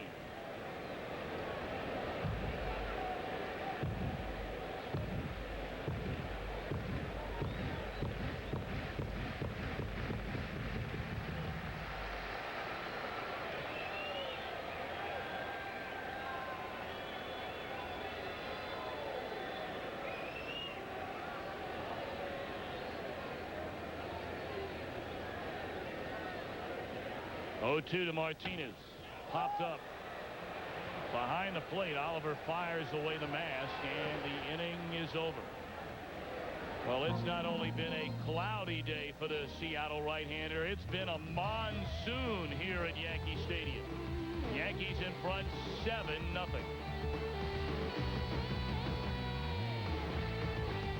I left there Tuesday, September 8th on Fox. Derek Jeter and the Yankees, a 7-0 lead at the end of 3. And he petted on the mound to face Edgar Martinez in a breaking ball, strike 1.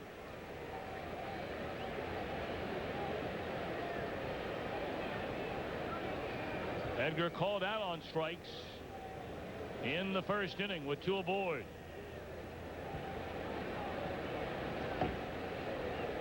And he quickly falls behind Pettit 0-2.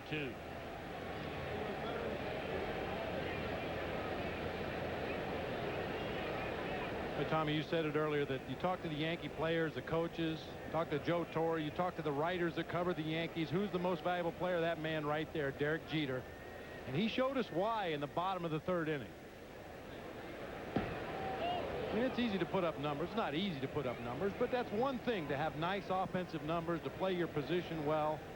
But to be a superstar caliber player and still play the game hard from the first out to the last out, that's what sets Derek Jeter apart from guys who just put up nice numbers.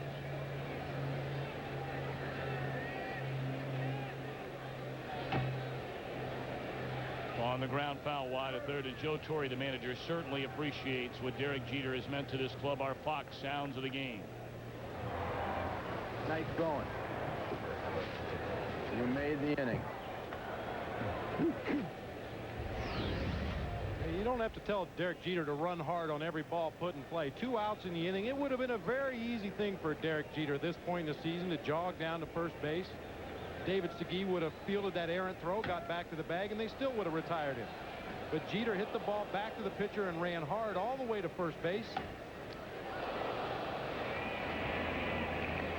it down just a little bit there, but because he was running hard enough, he could get past the tag and get on first base, continued the inning.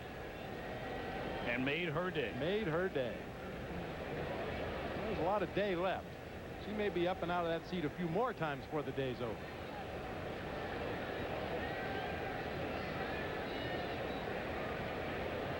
Raining from that cloud.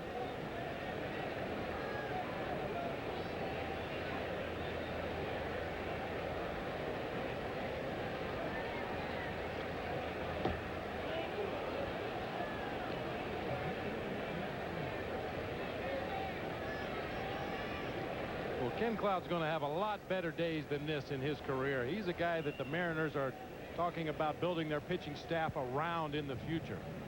Forced into action last year when they needed a starter. They called him up from the minor leagues. Did a very admirable job. Still kind of learning his way around the major leagues, and going to learn some tough lessons in Yankee Stadium with this particular ball club he's pitching against today. Boy, as great as things have been for the New York Yankees, they've been not bad for Seattle. Picked by many at the beginning of the season to be a World Series contender. That's on the ground at Brocious. He makes a backhand pickup and throws out Edgar Martinez. We talked to Lou Piniella about his young right-hander Ken Cloud. Here's what he had to say. He's a bulldog, and he's got tenacity. He works hard, and he's got good stuff.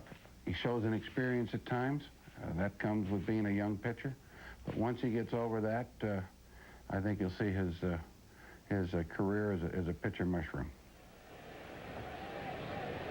You know, in a lot of ways, it's good to suffer somewhat early in your career, to learn how to handle adversity, to learn how to face a ball club that's red hot at the plate and try to figure out ways to get those hitters out. Hasn't had a lot of success doing it in the ball game today, but you can be sure that this is a lesson that will be learned, and Ken Cloud will be a better pitcher for it in the future. 2-0 to David Segui. He bounced into a fielder's choice, leaving 2 aboard in the Seattle first inning.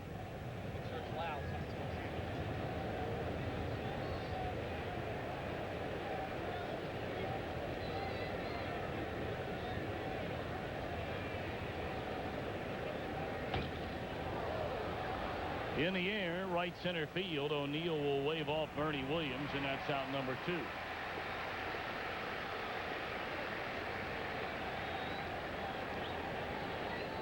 It's been a rough year for Junior, too. Regardless of the personal statistics he's able to amass this season, you know that deep inside he's longing to get back to the postseason.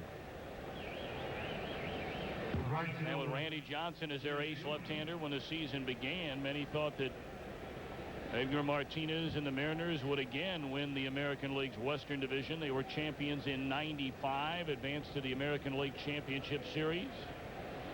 Won it again in 1997, lost in the first round the divisional series to Baltimore.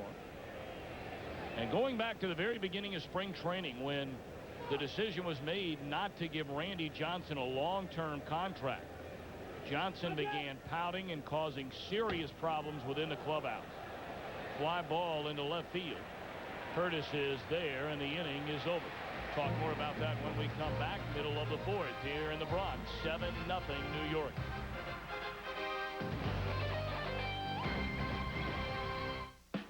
They say the game these days is all about money. Well, not for the pyramid.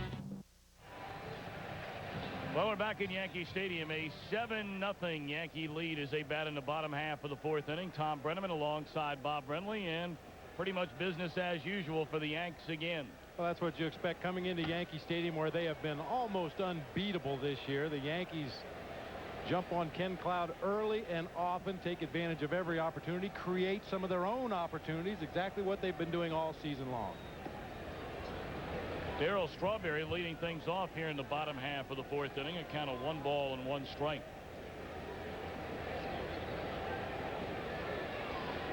Well, he started to talk about Seattle a little bit and how bad things have been for Lou Piniella's Mariners this season. As Strawberry hits one down the right field line.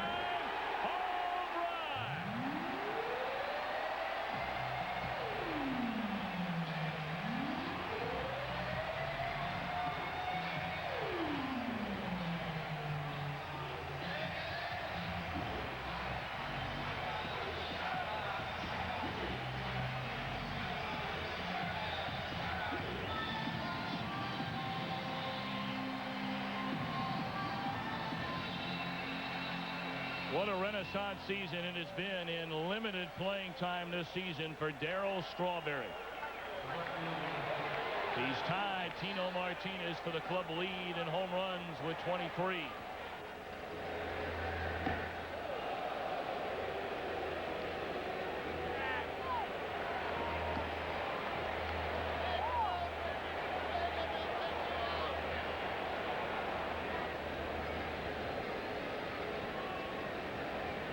Nothing New York.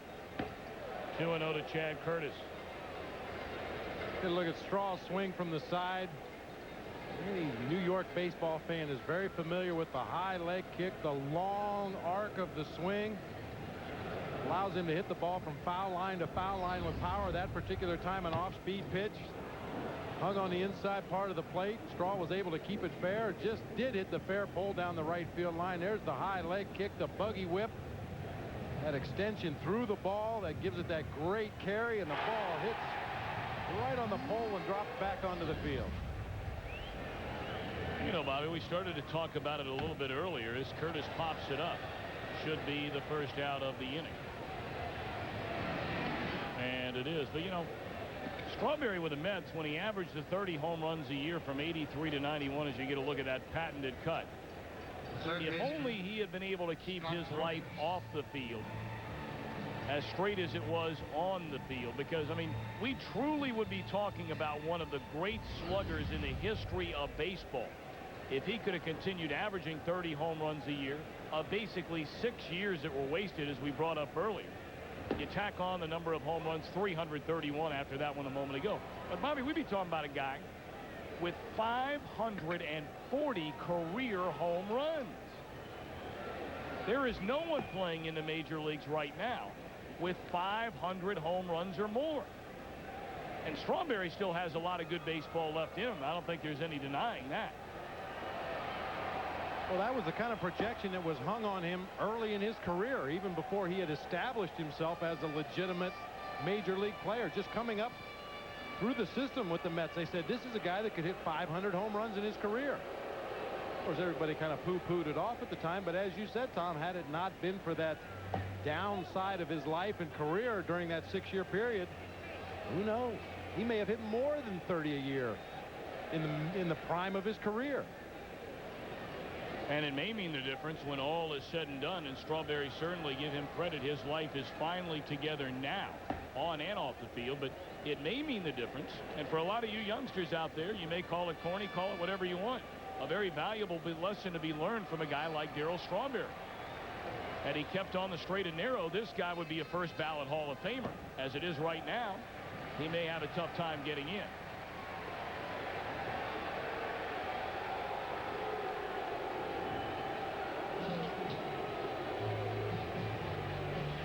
I think Lupinella's seen enough from Ken Cloud today. After giving up the home run to Darryl Strawberry, Cloud was obviously upset, threw a couple of knockdown pitches to the next hitter, Chad Curtis, before retiring him, and now a walk to Brocious, and that's enough. Strawberry leads off the 4th inning with a bang, and the Yanks lead 8-0. I talk to my mom every Home run by Strawberry, and that's the effect on pitcher Ken Cloud right there, hanging his head.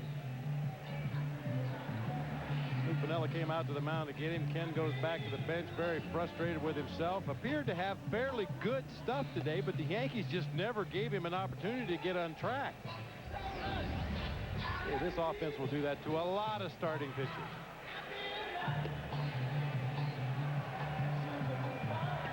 Strawberry, yet another left-handed batter to touch up Ken Cloud for a home run. And now on to take over on the mound for Seattle. 1 on, 1 out, right-hander Bob Wells. Wells, another one of the relievers in the Mariners bullpen with a lofty ERA, 6.02, 2-2 record. Gives up about a hit an inning. He surrendered 11 home runs in 49 innings pitched this year.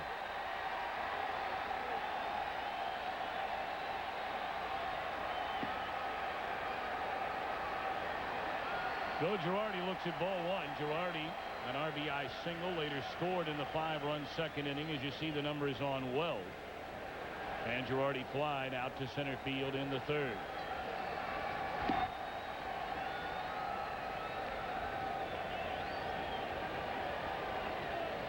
A sellout crowd on hand here at Yankee Stadium. We're in the Bronx.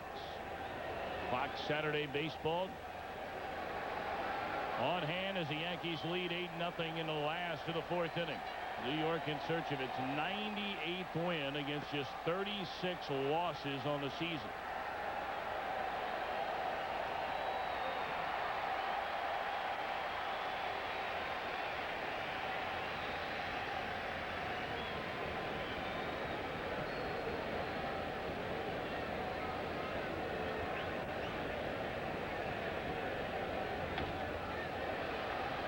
In the air down the right field line. Segui will chase it, but it's about 11 rows back.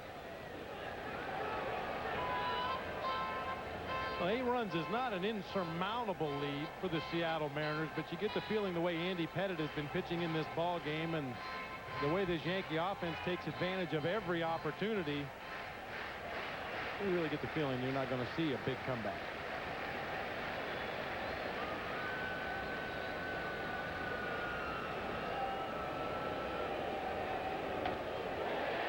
Into right field, a base hit, and it'll roll to the wall. Brocious on his way to third. They're going to wave him around, and he will score. 9-0 New York.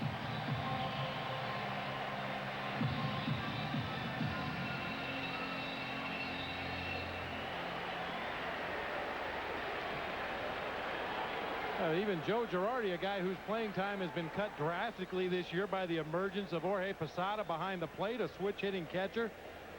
Girardi gets in the act here, driving the ball to the gap in right center field, and once again a mental mistake on the part of the Seattle Mariners. Jay Buhner finally chases the ball down at the warning track, throws it once again over the cutoff man. A-Rod backing up the play is too late with his relay throw to home plate. Hit the first cutoff man. Perhaps the Yankees hold that runner at third. Knobloch batting for the 4th time in as many innings. He is 1 of 3, has singled and scored a run.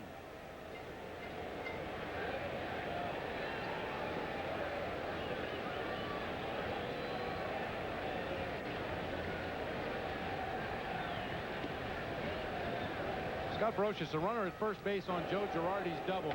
As a runner at first, anytime a ball is hit in the gap or down the lines, your first thought should be, I'm going to score. And run the bases accordingly. If Willie Randolph at third base sees that you're not going to make it, he'll hold you up. But as a runner at first base, there's no guesswork involved. You see the ball go into the gap, you tell yourself, I'm going to score until somebody tells me to stop. Brocious scored easily ahead of the relay throw. I'll tell you, and it's easy for a third base coach to be aggressive, waving runners if he knows his runners are going to be going hard all the time.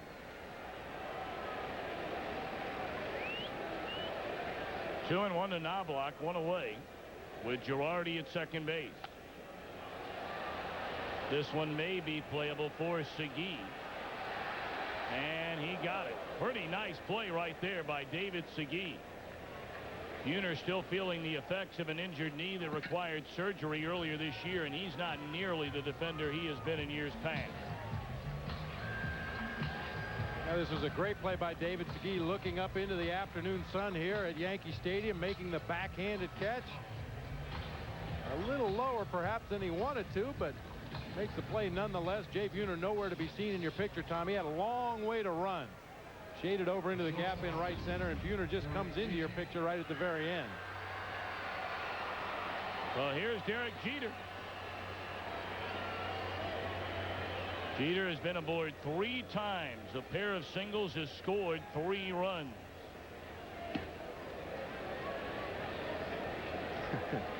I didn't think she'd go anywhere anytime soon. No.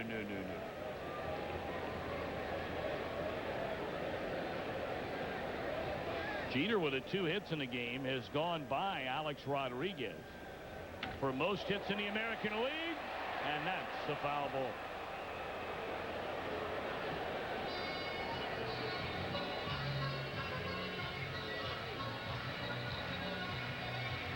Yeah, Lou Piniella's going to make a visit to the mound. Very close down that third baseline by Derek Jeter. This is one of the few things all year that has not gone the Yankees' way. Just a couple of inches foul down that third baseline.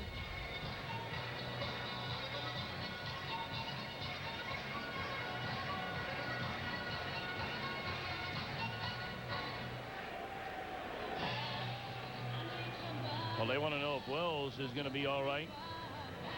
And apparently he has convinced him that he is fine for the time being anyway. We remind you, next Saturday, right here on Fox, some of you will see the Reds and the Cardinals. Again, Mark McGwire in action. The Braves and the Mets. Bobby will be at that one from Shea. And then later, some of you will see the Orioles and these Mariners, or the Giants and the Dodgers.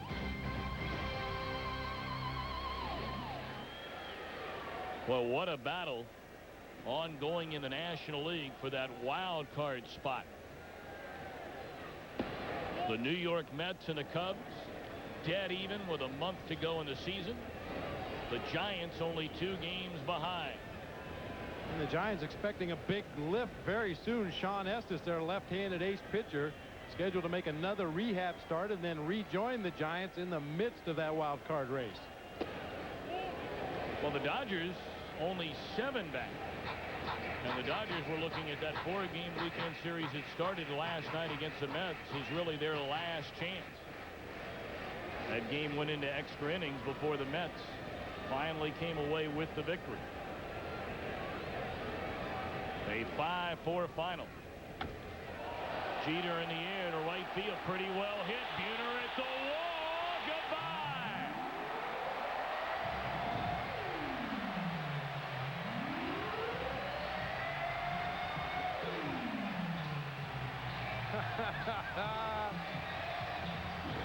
In her mind, he hit that home run just for her. And why not? And why not? So she got excited on an error by the pitcher last time. She's watching this one. Yeah, that's my guy. High fives all around.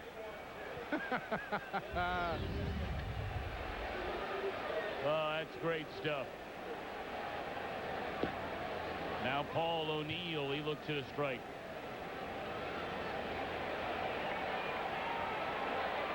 Well, Bobby, you said it earlier. I have a feeling that she is not alone.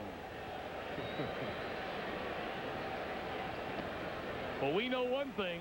No one has a better seat in the house than she's got. Jeter, not the kind of guy that you would picture being an opposite field home run hitter, but gets good extension on a fastball out over the plate. Yeah, just did get enough of it to put it over that right center field wall.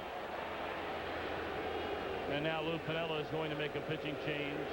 Apparently something physically wrong with Bob Wells. There is nothing wrong with those in pinstripes or with her favorite Yankee. 11-0 New York.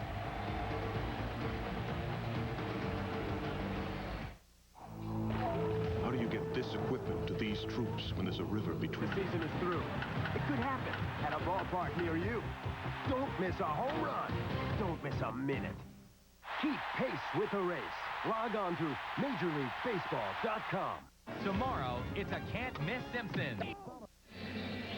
Yankees all over the Mariners, 11-0 here in the bottom of the 4th inning. Between innings, Jay Buhner very animated, very upset for some reason, talking to Ken Griffey Jr. and Rich Amaral out in center field as Greg McCarthy began his warm-up tosses. See, that's inevitable when a team is struggling the way the Mariners have struggled this year. When the pitching staff can't seem to get anybody out, the outfielders are constantly running to the wall. That frustration will boil over from time to time. Well, Buhner, has been a tough year for him. Greg McCarthy now takes over on the mound. 3rd Seattle pitcher used in the game, and the 3rd in this inning. They trail 11-0.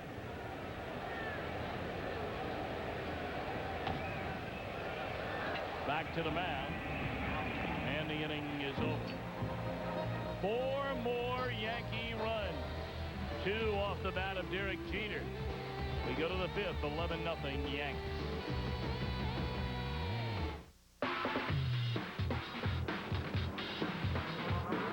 Run for 61. We are there. Fox Sports News, weeknights. Check local listings.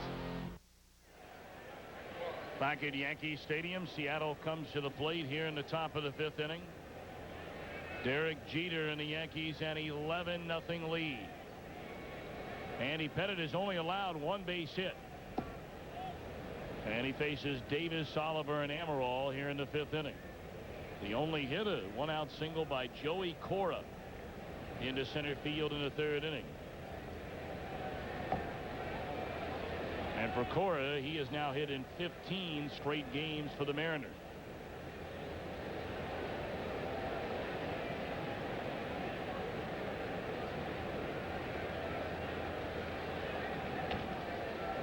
By the mound, but there is Knobloch. He juggles and not going to be in time. So an error on Knobloch, but right now it's Zima game break. Let's go to Chip Carey in our Fox Network Center. All right, guys, thank you very much. The White Sox were up 3-0 in this ball game. The Rangers have come charging back. Pudge Rodriguez for Texas hits a rocket into the seats, a 3-run blast. A very important game for Texas. They started the day 3 games behind Anaheim in the American League's Western Division. Back to you. It goes without saying the Rangers need to win that division to have any chance to advance to the postseason. You can see they trail the Red Sox by 8 in the wild card race. So now Joe Oliver steps in and looks at the ball away. Nothing has gone right for the Mariners today or for the better part of this season, with a lone exception perhaps of that man along with a shortstop, Alex Rodriguez. Jay Buhner injured early on. The Randy Johnson situation was just a mess from the very beginning. In fact, the Mariners assistant general manager Lee Pellicudis, who is rumored to be the next general manager of the Mariners. Been a lot of talk about Woody Woodward and his future at the end of the year. But Pellicudis ripped into Randy Johnson as Oliver rips a base hit into left field. After watching Randy Johnson pitch yet another, Jim Pellicudis made a comment, "It's amazing to see that someone's performance can turn around so abruptly as Randy Johnson has made his since leaving Seattle." He went on to say it makes you wish he had shown the same intensity and drive when he was with us that he is showing now in Houston. Pellicudis said he read in spring training where Johnson made the comment, "What's the incentive to work hard?" Pellicudis said, "Well, maybe being paid $6 million a year would certainly help anybody's work ethic."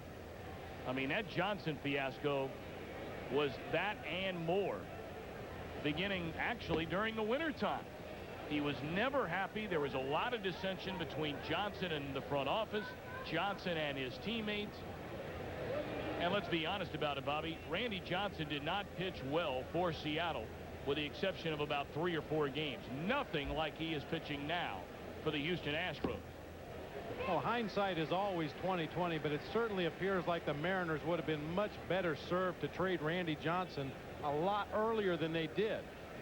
The old addition by subtraction theory. It was obvious that Johnson was not happy in Seattle. He was not happy with the way his contract was being handled. And at that point, you cut your losses. You get rid of the guy. You make the best possible deal you can make. You don't let it fester all season long and affect the entire 25-man roster, which is what happened with the Seattle Ball Club. There's no doubt that Johnson's contract status had a major effect on the way this team played ball this year.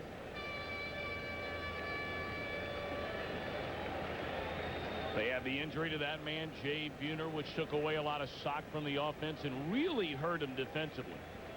I mean, this Seattle team has not been a really good defensive team the last couple of years, but they've been better than average. And there's strike 3 on the breaking ball to Amaral. For a strikeout for Andy Pettitte. Our Michelin game summary. And what else? A novel on the Yankees. They got 5 runs in the second. They scored in every inning. Strawberry, 23 home runs, tied now with Tino Martinez. Jeter, a new Yankee shortstop record for home runs in a single season. And Joey Cora, one of only 2 Mariner hits in the game.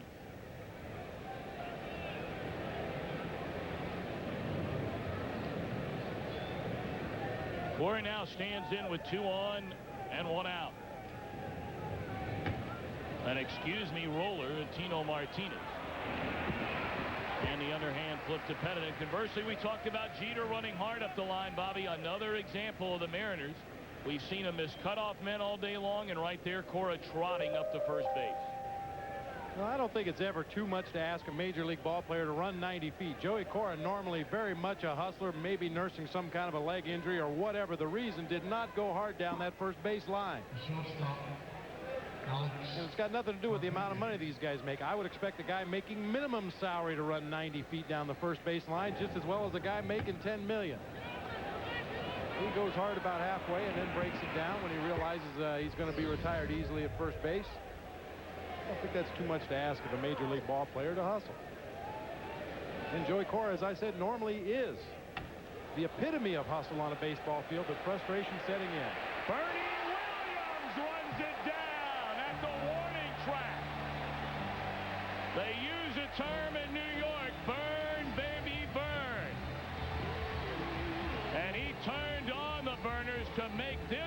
interception of the line drive to center off the bat of A-Rod.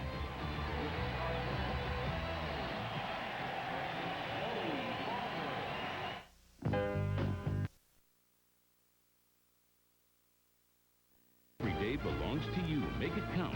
Toyota every day. By priority mail from the U.S. Postal Service. By cold, refreshing Zima. Zima, a few degrees cooler. And by Visa. It's everywhere you want to be.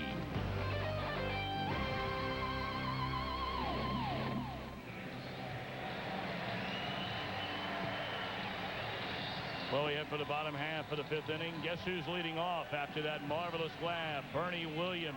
Let's listen into Joe Torre, our Fox sounds of the game. Bernie got no jump on that ball at all. And caught it. And caught it. No jump. Bernie Williams doesn't need to get a jump on the ball to catch up to him. That high knee running style makes up a lot of ground in a hurry. That tremendous speed will make up for a lot of misjudgment in the outfield. He may have gotten a bad jump, but he made up for it. Look at the effort. Still has time to lick his lips before reaching up to catch that ball hit into deep right center field. Eyes on the ball all the way into the glove.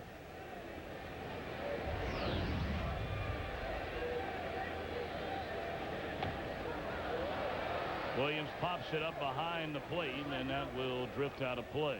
You know, maybe here at Yankee Stadium, more so than any other baseball field in the majors, you need a center fielder that can cover a lot of ground. 408 to straightaway center, 399 to the power alley in left center field. A lot of territory to cover out there, especially when you consider some of the left fielders that Joe Torre runs out there. Tim Raines still covers quite a bit of ground. D.Strawberry's range is limited out there in left field. And Bernie's had to make up the slack in center field, and he's done a great job of it. Well, a lot of teams around baseball would call it a luxury, and that it certainly is with all the depth this New York Yankees team has. Bernie Williams missed 31 games earlier this season. They were clearly not the same team without him, as Williams has gone on strikes. But boy, did they miss him. Well, there's more than one way to win a ball game. You don't have to do it with your bat on a nightly basis. You can do it with your glove as well. Bernie Williams taking away extra base hits hit over his head, taking away singles hit in front of him, stealing home runs, climbing the wall. He's all over the place. He does it with such a casual grace. I mean, he knew he had misjudged this ball. He knew it was hit well, but never panic. Just stay within your game. Use those legs to run that ball down. With Bernie Williams back, of course, Bob, that leaves a lot of speculation as to what will happen looking ahead of the postseason. Chili Davis has missed almost the entire year. He's just recently come back. Chili, a switch hitter. They have Strawberry they can use in the DH spot. Tim Raines has played in the outfield as that one is hit foul down the line by Tino Martinez. And then you have Chad Curtis. 4 guys really vying for 2 spots. The left field spot and the designated hitter spot. Well, we asked Joe Torre about that dilemma. Well, I think I can only do this by feel. Darryl has played some outfield. He's needed some time off after he's done that. Chili tweaked his side a little bit, so now he's really only capable of batting right-handed. So that sort of solves a problem for the present time, where I can use Darryl against right-handers and Chili against left-handers. So that pretty much solved itself. And Raines is playing a little more outfield. Again, when they both get healthy and feel pretty good, then it's just going to probably be a matchup situation and just go according to how they're swinging the bat. And as we speak, Chili Davis on deck for D.Strawberry in that designated hitter spot, with the left-hander McCarthy on the mound. An opportunity to get Chili Davis up there hitting from the right side of the plate.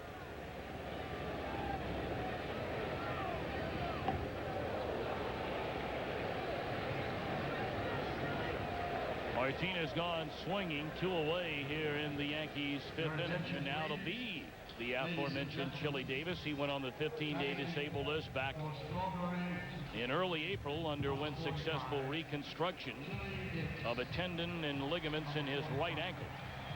And you see what he's done the last couple of ball games. Had a 6-game rehabilitation assignment with AAA Columbus. Spent 11 games at AA Norwich.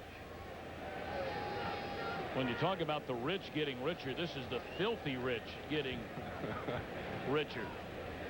With Chili Davis coming back, one of the most prolific sluggers among pinch hitters in the history of baseball.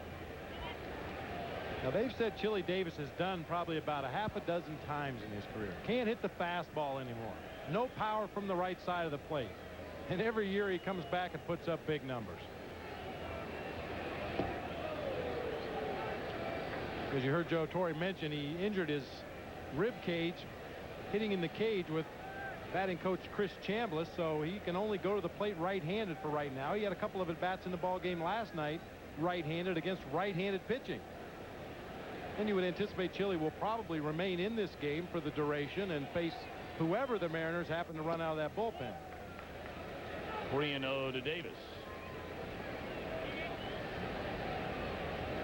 And that's what we were talking about. Third all-time among switch hitters with 329 home runs. Mantle 536. No danger of losing that spot ever. 3-1. Ever's a long time. It is a long time.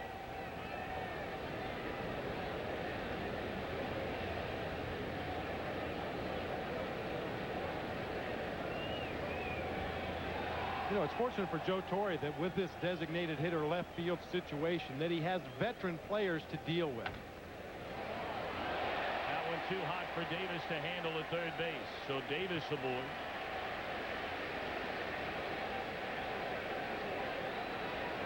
Thursday night, Chili Davis touched off his first home run of the year from the right side of the plate. Chuck Finley drive to deep right center field over that 385 mark. He's got no pop from the right side of the plate, they said. It's hard to say. It's a good thing for Joe Torre that he's got veteran players. There you see where Chili Davis ranks. 300 homers, 2,000 hits, with some pretty good names on that list as well. You got Rock Raines, a veteran. You got Chili Davis, a veteran. D.Strawberry, a veteran, vying for playing time in left field and DH. And all those guys have been through the wars before. They know what it takes to get to the postseason.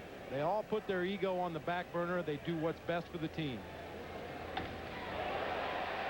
Into center field, a base hit by Chad Curtis, and Davis will advance on to second. So McCarthy retired the first two batters here in the Yankee fifth. New York has scored in each of the first 4 innings of the game. And now making a bid to make it 5 straight innings with a run.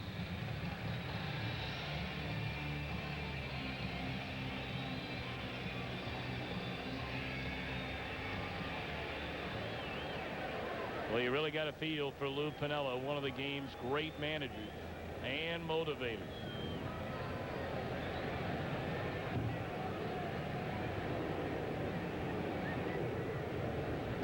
Piniella won World Series rings as a player right here in New York, and got one as a manager, leading the 1990 Cincinnati Reds to the World Series title, upending the heavily favored Oakland Athletics.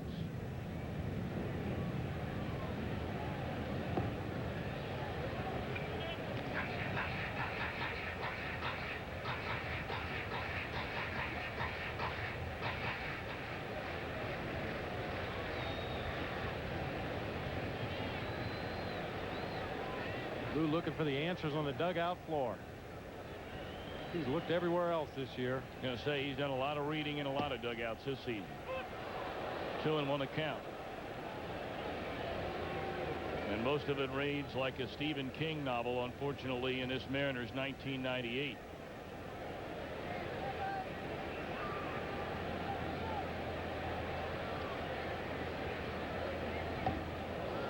Two and 2 to Scott Brocious.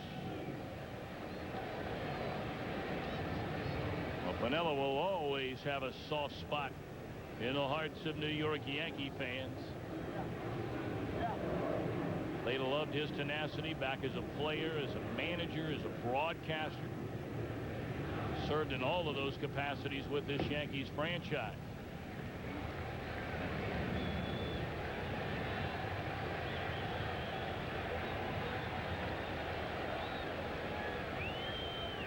And since taking over as a manager of Seattle, really, he is the last 3 seasons up until 1998 beat up on his former club, the Yanks.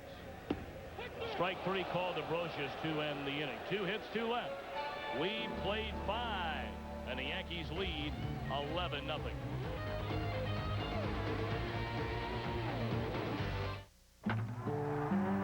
My most priceless moment would probably be September 5th, 1996. When Ripken broke the record. Well, that was the night he tied it. I can remember an overwhelming experience here when they revealed the number 2130. I can remember the crowd going nuts. I can remember coming out and him waving his hand to the crowd and everybody.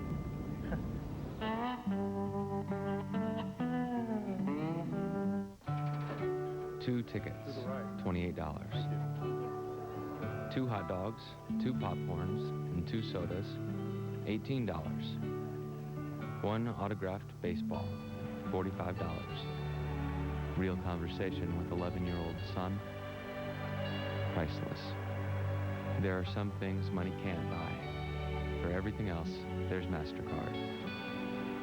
Accepted all over, even Major League ballparks. The other day, I got serious air. I'm talking Saturn, bro. I got meteorites riding my tail. I gotta call Dad, check in. I use 1-800-CALL-ATT for collect calls. It don't matter I'm on another planet. 1-800-CALL-ATT is one low rate, anytime, anywhere, any galaxy, period. I go, Dad, all's well, keep it real, peace out, click. Hey, I may be weightless, but I ain't senseless. 1-800-CALL-ATT is the guaranteed cheap way to make collect calls. Over and out. Last year, Americans bought over 4 million back massagers, thousands of vibrating chairs, and so many things that look like this and this that we wonder if some people aren't sleeping on the wrong mattress. We'd recommend a Sealy Posturepedic sleep system, slept on by more people than any other mattress, including more orthopedic surgeons. Posturepedic support, only. Well, we're back in Yankee Stadium. 11-0 New York in front. Junior again with a cool reception from the fans in the Bronx.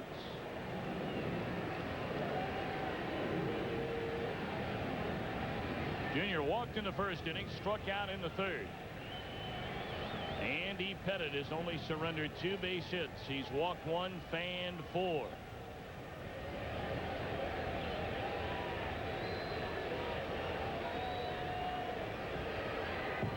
Junior leads the major leagues with 17 home runs as a left-handed batter against left-handed pitchers.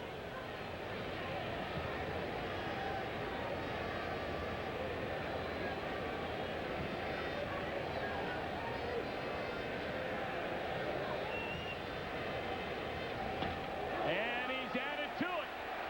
Number 45 for K.Griffey Jr.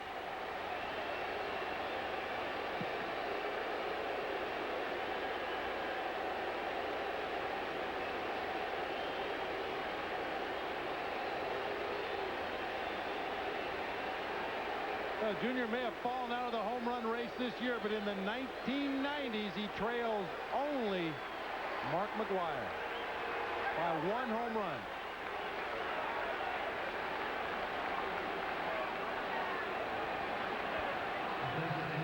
You mentioned Tommy Jr. handles left-handed pitchers very well.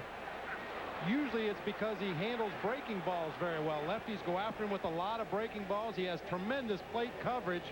But that time he got on an inside fastball from Andy Pettit and hit it in the upper deck. Base hit left field by Martinez.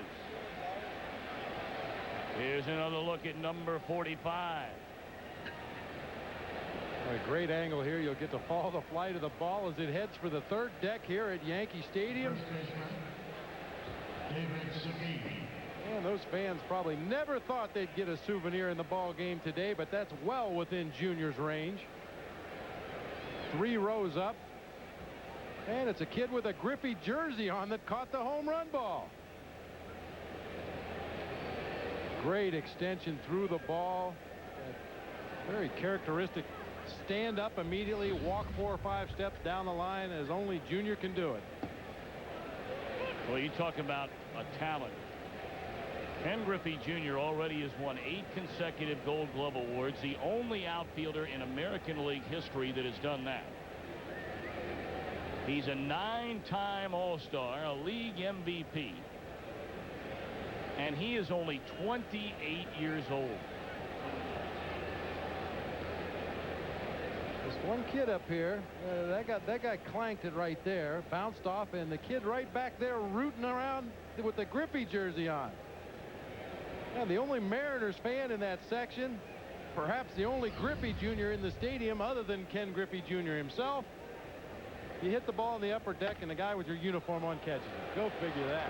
Should be 2. And a throw. Carty trying to double up David Segui.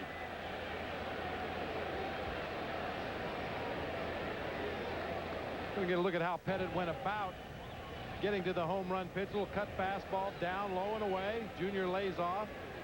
Come back inside just off the corner with a fastball. Tried to throw that cutter on the outside corner. Once again, it caught way too much plate. No doubt about that one.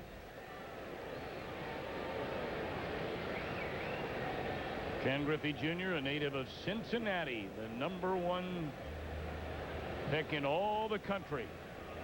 Back in June of 1987.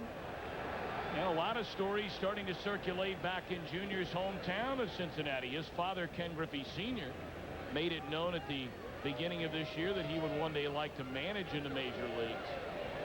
Sr. is going to manage in the Arizona Fall League come October of this year. And there are a lot of folks in Cincinnati, those in the press and fans, of course. As Junior has said, really the only other organization outside of Seattle he would consider playing for, the Cincinnati Reds. A lot of talk that maybe it's in the cards down the road, Bobby, that Ken Griffey Sr. will one day manage, and Ken Griffey Jr. will one day play for his dad in his hometown. It's a long ways away. So you can understand why Reds fans would be excited about that prospect.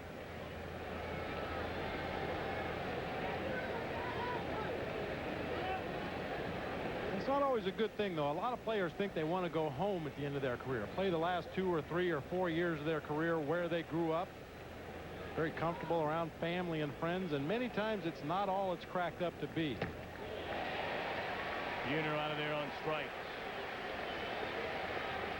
Well, in days of future, this will be considered one of the classic swings of all time. Ken Griffey Jr., that long arc, the slight uppercut. Stands very upright at the plate. That's a sight that way too many American League pitchers have become familiar with. Ken Griffey Jr. jogging around the bases after clubbing another home run. Well, you can only look at a baseball so long. I mean, there's only a few things to read on a baseball. American League, official ball, the president's signature, and the logo of the company. That guy was looking at that ball for 10 minutes. Well, are you kidding me? I mean, check out the jersey. Heck, his mom and dad were gone getting something to drink. It's the only reason he got that ball.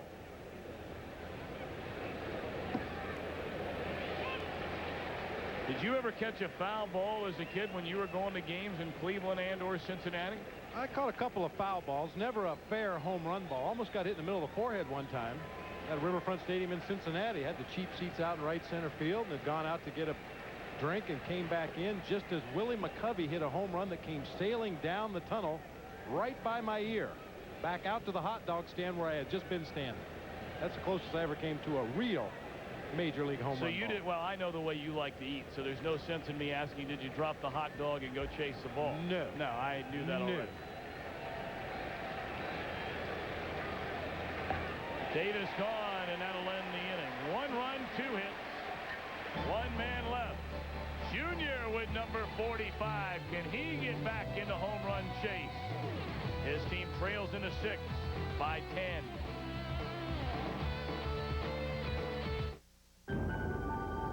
When you ship with Priority. Was the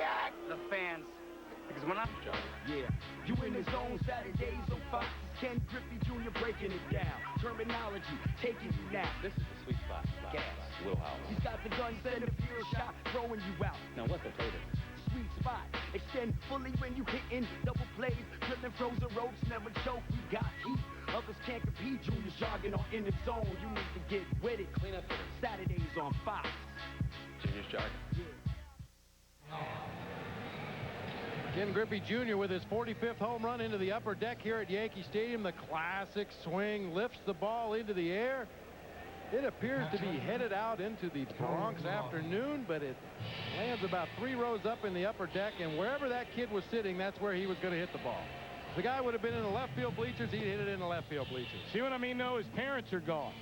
Those 2 empty seats next to him. Yeah, and they came back, and he said, hey, I caught Junior's home run ball. They said, yeah, right. You stole that from somebody. Take it back right now. They don't believe him. That's why they were looking at that ball forever. Bobby Ayala takes over on the mound. The day is over for Ken Griffey Jr.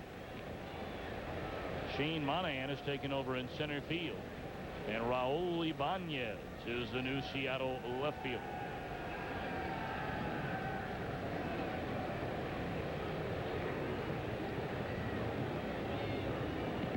Good job by McCarthy out of the Seattle bullpen. The only Mariners pitcher unscored upon.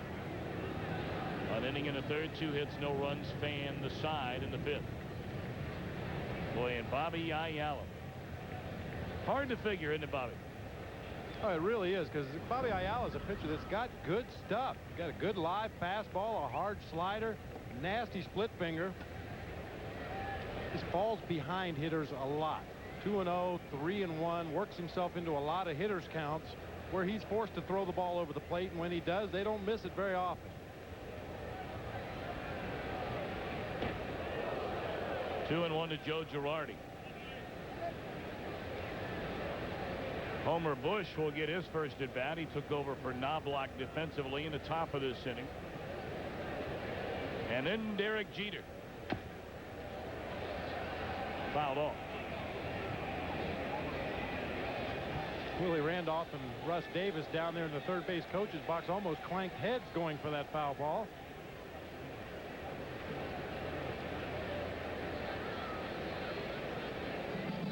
Ball rolls down through the coach's box there, and Willie's going to try to help out, and so's Russ Davis. I got it, you take it.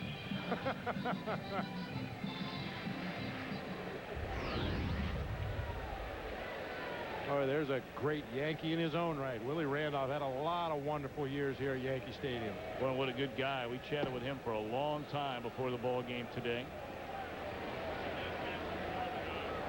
17 seasons in Randolph's playing career. You see almost 1,700 games with the Yanks. Better than 1,700 hits. And a 6-time All-Star, won a couple of World Series rings.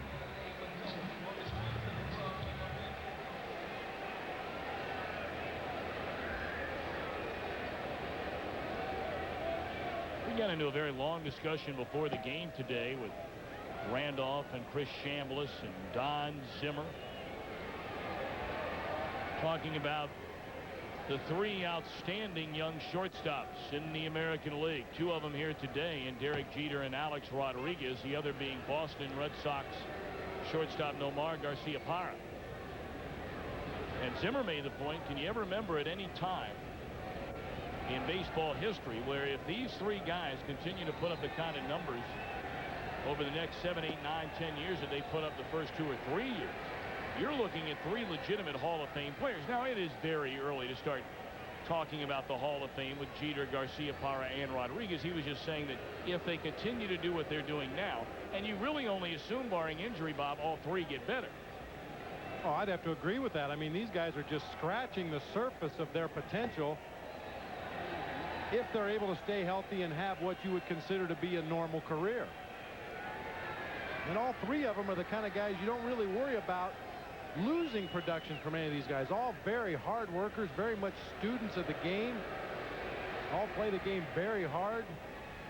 Very good instincts, not only defensively, at the plate, running the bases. They just do everything well.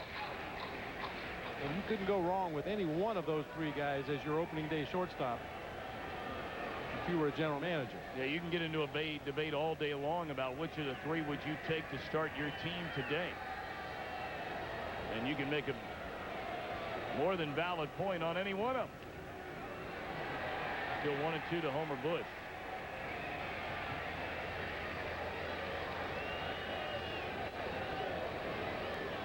It's such an important position on the field. You handle more balls than any other player defensively. You have to turn the double plays up the middle. You're the cutoff man on almost every ball hit to the outfield. And all three of them do their job exceptionally well.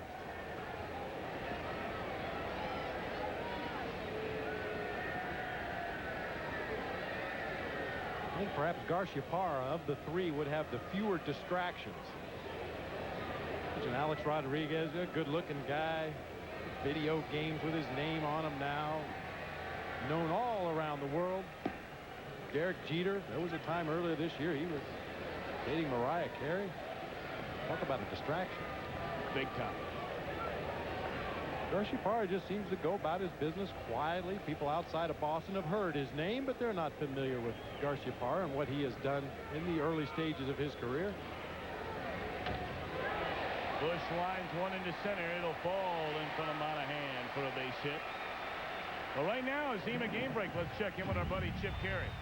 All right, Tommy, thank you very much. Remember earlier in the day, Mark McGwire thrown out of the ball game by rookie umpire Sam Holbrook, arguing balls and strikes. Now, the last time we could remember a big-name player being thrown out in such a key situation, Roger Clemens in 1990 during the playoffs.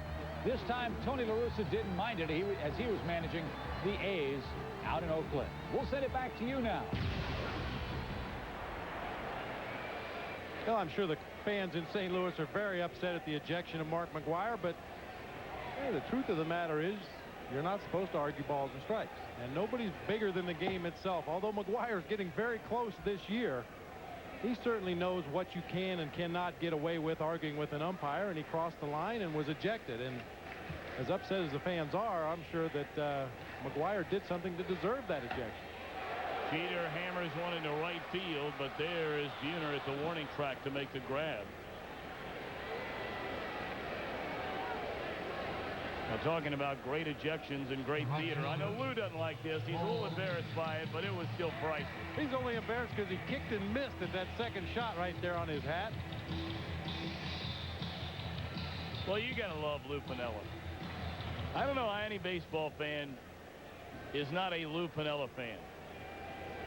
Well, you know, this is the thing that Lou will be known for throughout his career as a manager, throwing bases and kicking the hat around the field. But yeah, that's really a shame because Lou is a very good manager. He gets the most out of his players, knows the game inside and out. As you said, Tom, he's been successful at every stage of the game he's participated in. But for a lot of people who don't live in cities where Lou Piniella is the manager, that's all they'll remember him for, kicking his hat around Jacobs Field.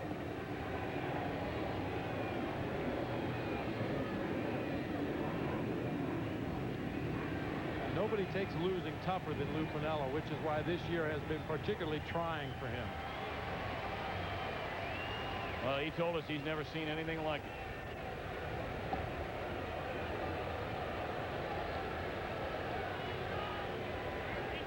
Said his team's defense beyond description. It's been that bad. The bullpen story well documented for 2 years now in Seattle. If you can believe it, they're worse this year than they were last year. There's a base hit off the glove of Rodriguez, and Bush will advance on to third as it trickles into shallow left field. Well, we asked Lou Piniella, it's not been a lot of fun, but we asked him how important it is for a team to have fun. You got to have fun. I mean, teams that I've played on and teams that I've managed have always had fun, and we've had our share of fun this year. Unfortunately, when you lose, you're not going to have as much fun. And, you know, we've been under 500 all season. And when you're used to winning, that's not the most conducive environment. Today, no different. 11-1 Yankees. Runners on the corners, 2 away. And Bernie Williams takes ball 1 from Ayala. Williams, 3 of 4, has knocked in 4 runs. RBI singles in the first 2 innings. A 2-run single in that second and an RBI double in the third. Well, if you're able to have too much fun while your team is losing, it's the guy you don't want on your ball club.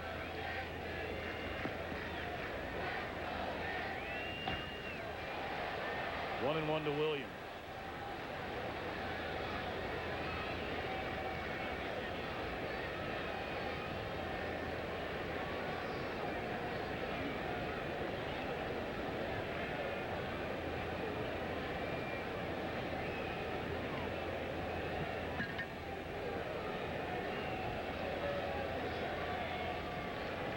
Be a lonely seat sometimes to be a major league manager for a team that is having the kind of year the Mariners are having.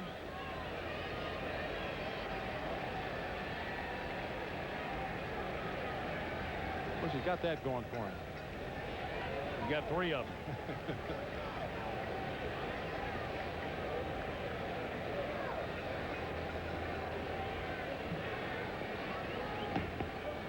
Bernie out of there swinging to end the inning. 11-1 New York. You're watching Fox Sports, home of the 1998 World Series. We'll return after this word from your local station. You're watching Fox Saturday Baseball Game of the Week. Yes, young Yankee fans enjoying not only today but this entire magical ride in 1998. And 98, the number the Yankees are looking for. If they get a victory today, they would have that many this season. With their victory last night, they surpassed last year's win total for the season. That one driven into straightaway center field. Bernie can't get this one. And Joe Oliver cruises into second base with a double to begin the Seattle 7th inning.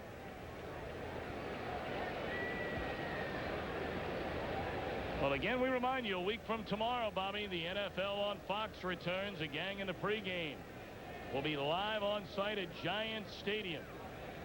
Just wanted to see what he'd look like with, some Don King hair on him there, huh? Look at JB, he's always styling. Oh, JB's always looking good. This is a real good lie for a 3-wood shot right there. If you're a golfer, that ball sits up real nice on that flat top. You can get under it, lift the ball in the air. And then there's my guy, Collinsworth. The rookie of the crew. You think you'll get any rookie hazing? Oh, with that group? You better believe it.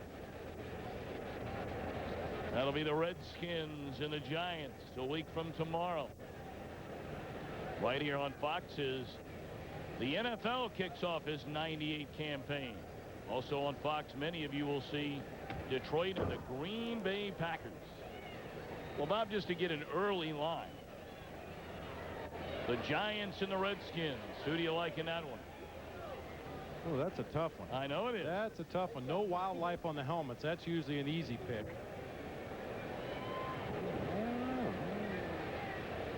I'd go with the Giants.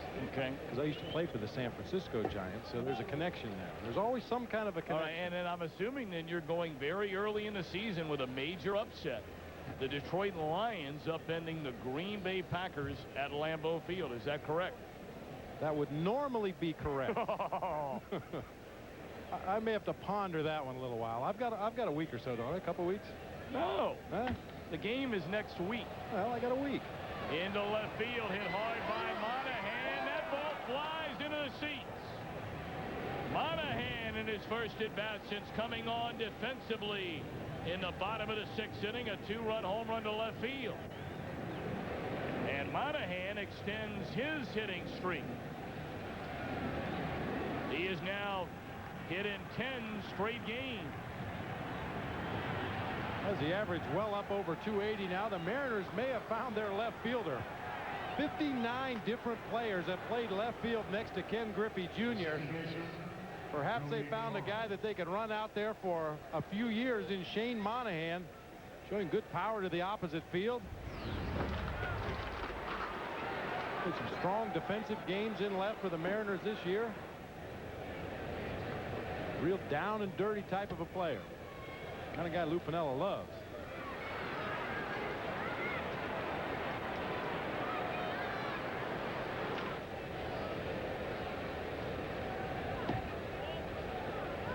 S.Monahan getting his 4th Major League home run. And it's 11-3 Yankees over Seattle here in the 7th. And then look at that opposite field home run. Pitch out over the plate. He goes with it. Chad Curtis is going to give it a shot. He goes all the way back to the wall and runs out of room as it lands about 2 rows up in the bleachers just inside the fair pole. Well, I'm waiting to hear your reason why all of a sudden it won't be the Wildlife, the Lions over the Packers. Well, I'm not a fool. That's debatable. Yeah, I'll take the Lions. I think they're a big upset. Big day for Wildlife on the helmets. Foul ball by Cora. Of course, this could start a trend. Every NFL team may end up with Wildlife on their helmets if my picks work out as good this year as they did last year.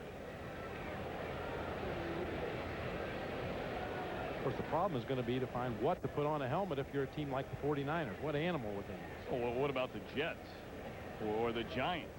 A giant animal of some kind? Well, that's not my problem, you know. I just call them like I see them.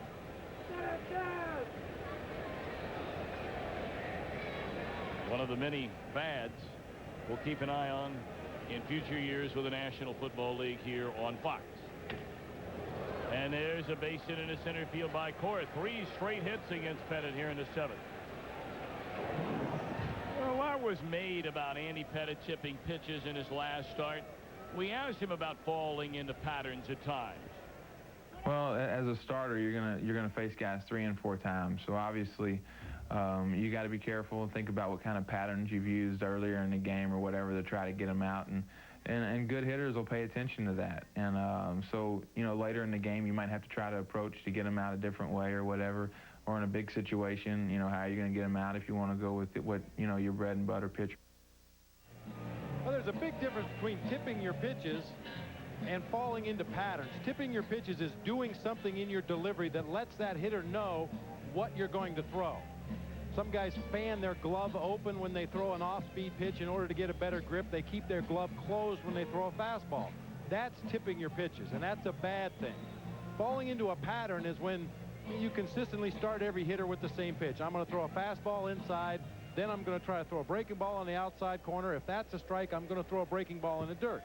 And if a pitcher falls into a pattern like that, that allows the opposing team to guess along with the pitcher. You're not sure what's coming, but you think you know because he's pitched in the same pattern over and over and over again. And that's the catcher's job to keep that from happening. Catcher should remember every hitter in that opposing lineup, how you went out about getting him out his first at bat, or how did he get a hit in his first at bat, and avoid falling into the same pattern every time that guy comes to the plate. Of course, Andy Pettit, his last start, was brilliant through the first 6 innings when there was some talk about maybe Rod Carew on the Anaheim bench stealing signs. High fly ball way back left center field. And Alex Rodriguez closing in on a 40-40 year. That's number 38. And the Mariners not quite dead and gone today yet. It's an 11-5 Yankees advantage. Remember, in Pettit's last start against Anaheim, the 7th inning is when he blew up. And his day is over in the 7th again.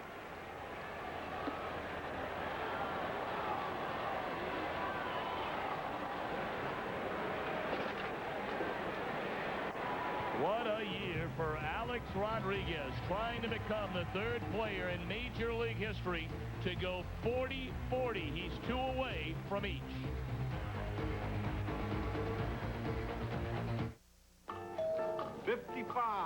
What'll it be? First, now get $200 worth of programming when you get your... Well, we'd like to tell you, for those of you in the New York area who are tuning in to see the Mets-Dodgers game, you can turn over to Fox Sports New York for complete coverage of that one. The fans here in New York that want to see the conclusion of the Yankees-Seattle game, stay tuned right here to Channel 5 in the New York metropolitan area.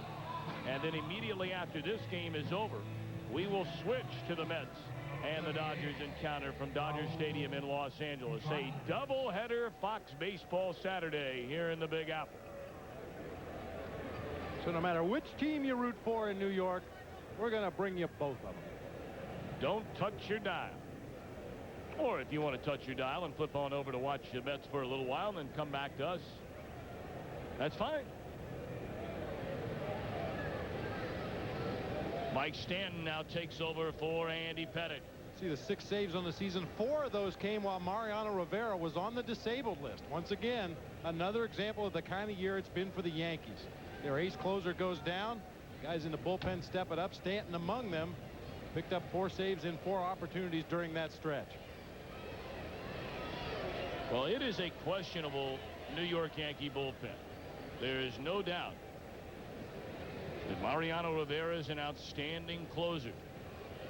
Ramiro Mendoza a little bit nicked up right now. He's had a solid year. Stanton a down year, the ERA over 6.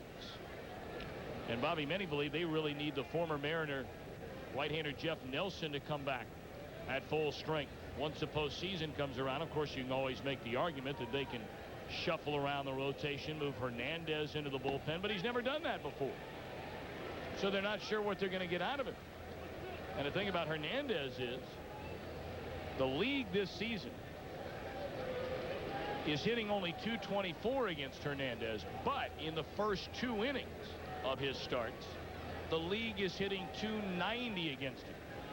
As a starter, you have that luxury to have maybe a bumpy first 2 innings in the ballgame. The bullpen knows such luxury. It's kind of ironic that a team as strong as the Yankees have been all year are looking forward to the return of Jeff Nelson, a guy who has allowed a .312 average to the league this year. But as you said, you know, guys that pitch out of the bullpen, that's a different breed. Guys that come in with runners already in scoring position. And you look for different things out of relievers than you look for out of starters. I mean, obviously you want guys that can throw strikes with good movement, get a ground ball when they need it, get a strikeout when they need it. That's universal no matter what situation you're in. But if you've got a well-balanced veteran bullpen, those guys approach the game a little different mentally than a starting pitcher does. Hit hard into left center field by Ibanez, and that ball is off the wall. He cruises in with a double. Batting in the lineup vacated by K.Griffey Jr. 2-run homers in the inning by Monahan and Rodriguez. Mariners down by 6, but a long way to go. Now, Lou Piniella may live to regret the decision to take Jr. out of this ball game as early as he did. It certainly seemed like an insurmountable Yankee lead at the time. But we've talked about this Mariners offense, and they're capable of these kind of explosions. We'll see how it works out, although Ibanez doubling right there, filling in for Jr. Not a bad job of filling in. Mel Stottlemyre, the Yankee pitching coach, on the horn to the bullpen, and bodies beginning to stir down there. But this is the kind of game as a manager you hate to use too much bullpen. 6-run lead right now. But you do not want to allow the Mariners any more breathing room. You don't want to allow them to get back into the game any more than they already have. So you're going to use whatever you feel necessary out of that bullpen to stop the Mariners offense. Ramiro Mendoza beginning to crank it up now for Joe Torre.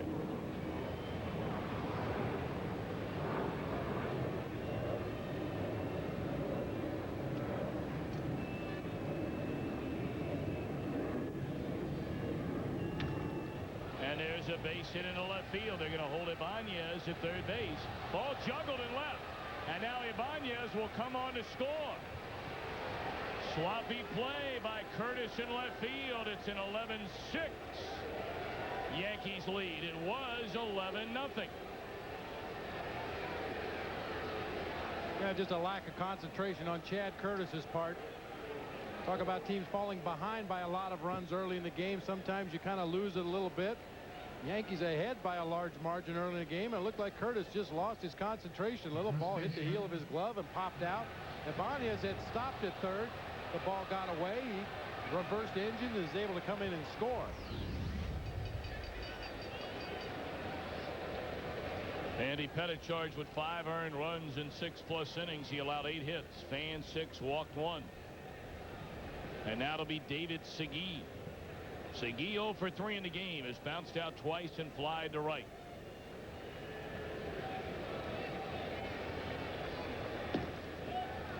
Stanton misses with a fastball away.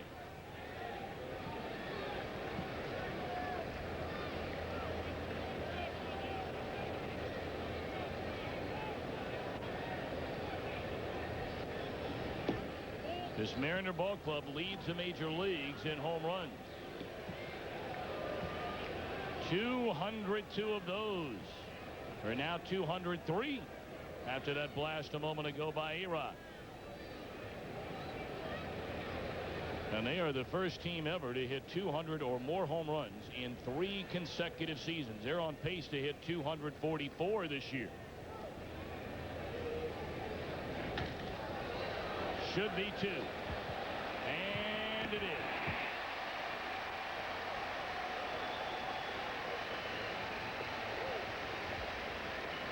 Bases wiped clean, 2 away in the inning. You can't ask for a better double play ball than this. Hit on a 1-hop right to Luis Sojo at short. Quick underhand shovel toss to Homer Bush before he even gets to second base, and plenty of time to complete the relay throw to first. Hitting David Segui to complete the double play. Jay Buhner 0 for 3 in the game. He's bounced to the mound, flied to left and struck out. He's behind 0-1 to Stanton.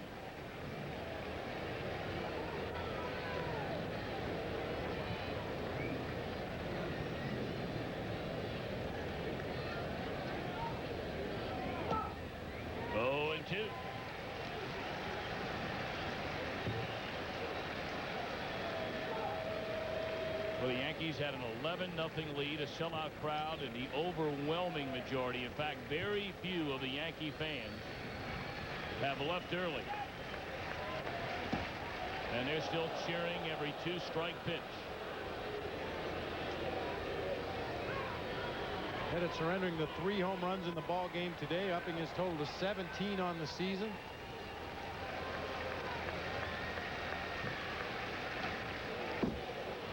Still 1-2 to Buhner. Looked like that foul ball smoked Terry Bradshaw. You see, he got a little black eye right there. Gonna charge that ball, Terry.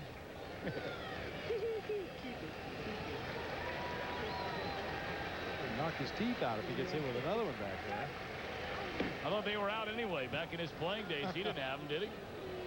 Well, he's got them now. He looked like Jack Lambert.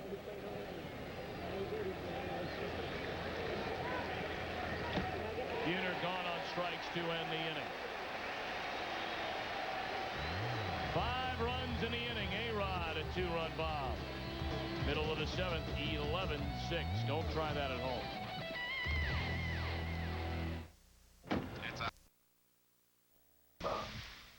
No, that's not the sun. That is the glare off of Terry Bradshaw's teeth you see here at Yankee Stadium. Look at those choppers. Huh? So you say he had those knocked out when he was playing football? I thought he did. Yeah. He must have picked them up and super glued them back in then. I know he was one tough guy, boy. Yes, he was. He could play some quarterback. With a linebacker's mentality. And he'll be at Giant Stadium next Sunday. The premiere of the NFL on Fox. The Giants and the Redskins. Giants are defending NFC East champion. Although many believe the Redskins are the team that could take that crown in this '98 season. They brought over Big Daddy Dan Wilkinson, Dana Stubblefield from the 49ers. You knew all that already, though, didn't you, Bob? Sam Huff's not playing anymore. Sonny Jurgensen thought about coming back. I can't say I keep up with roster transactions quite as well in football as I do in baseball. I have trouble keeping up in baseball. Well, football's even harder now since they watch the advent of free agency in the NFL. Tough to follow.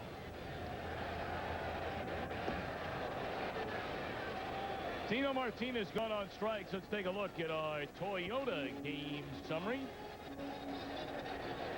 Yankees jumped out to that early 11-0 lead. Jr. is hit number 45, A.Rod number 38. Top home run hitting duo in all of the American League. And the 18 hits by the Yanks match their season high. And Tino just retired a moment ago.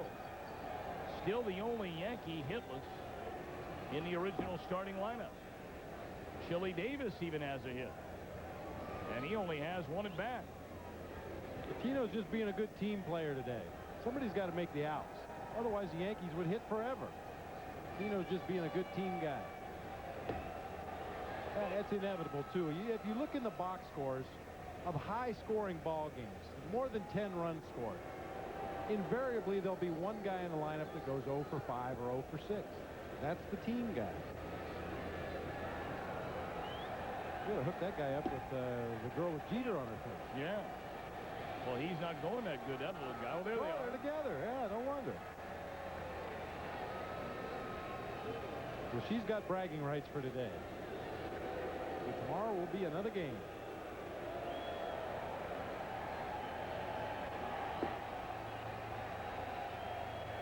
Davis did not go around.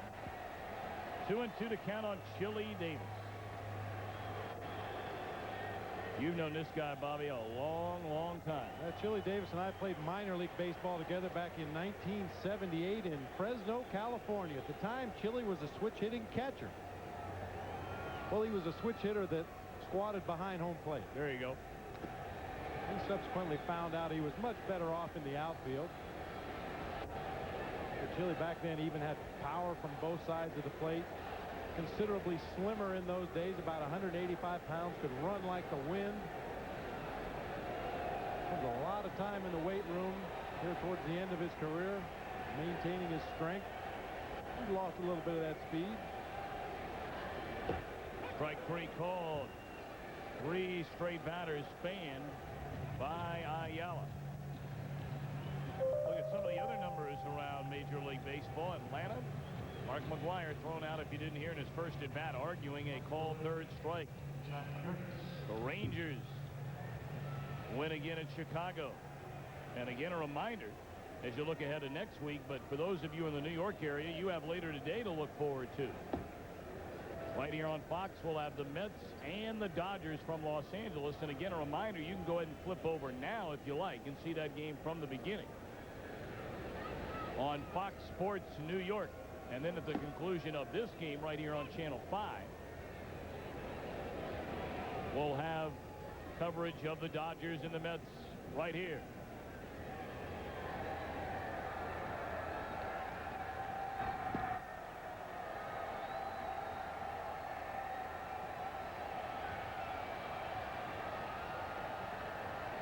The Mets, we understand, have completed their first at bat, top of the first inning, did not score. So that game has gone to the bottom of the first inning. On the ground at Rodriguez. He throws out Curtis, and that'll end the inning. So he moved to the 8th here at Yankee Stadium. New York 11, Seattle 6.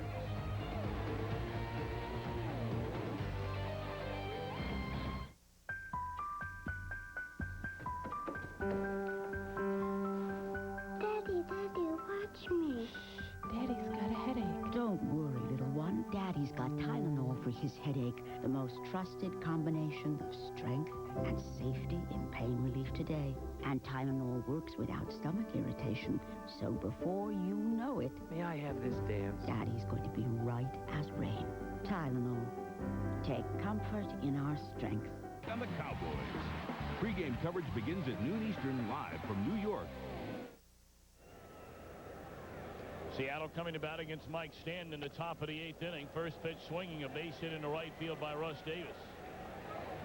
Yankees leading the Mariners 11-6. We were talking earlier about Lou Piniella and his playing days with the Bronx Bombers. He came from Kansas City in 1974.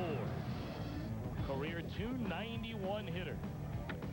Part of the World Series back-to-back champion Yankee clubs of 77 and 78. There you see him at Dodger Stadium.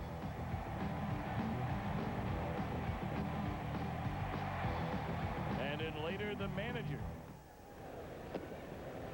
of these New York Yankees from '86 through '88.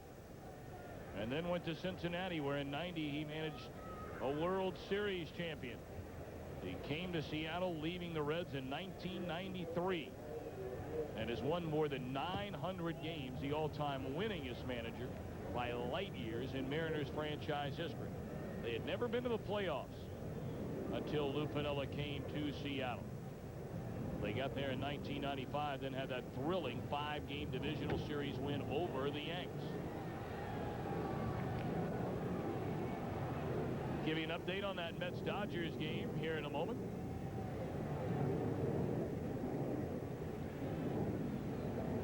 I think it would be safe to call Lou Piniella an overachiever as a player. He wasn't fast. He didn't have a great throwing arm. Didn't really hit for a lot of power, but made the most of the abilities he had and was a major, major part of that Yankees offense through the late 70s, driving the ball to all fields. Boy, and in the big game was he tough. Lifetime .305 batter in 5 league championship series, and in the World Series a career .319 hitter. Look at that little guy.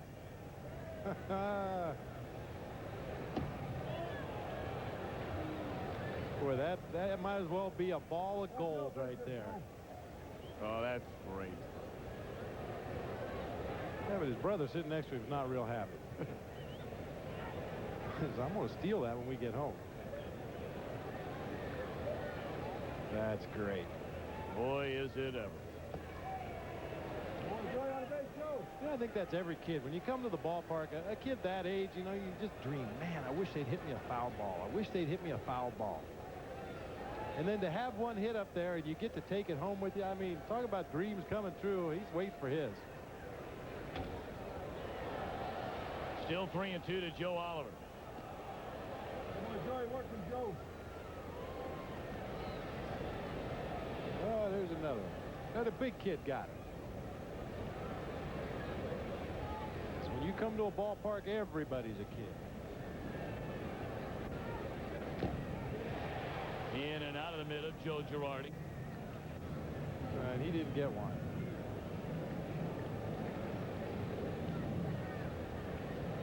He apparently got hit by the foul ball.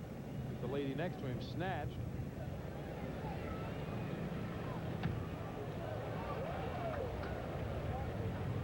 You know, and if that is in eyesight of a player, if somebody in the dugout or the bullpen or one of the base coaches or one of the players out there defensively, if they see something like that happen, more often than not, they will see to it that that kid goes home with a baseball. Right.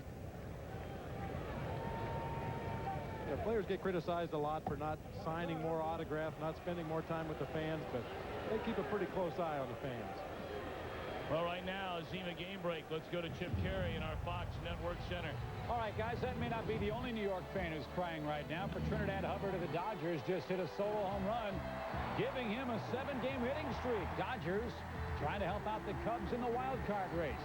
It's 1-0 Los Angeles. That game now in the second. Pitching change made by manager Joe Torre. We'll take a break with the Yankees leading 11-6.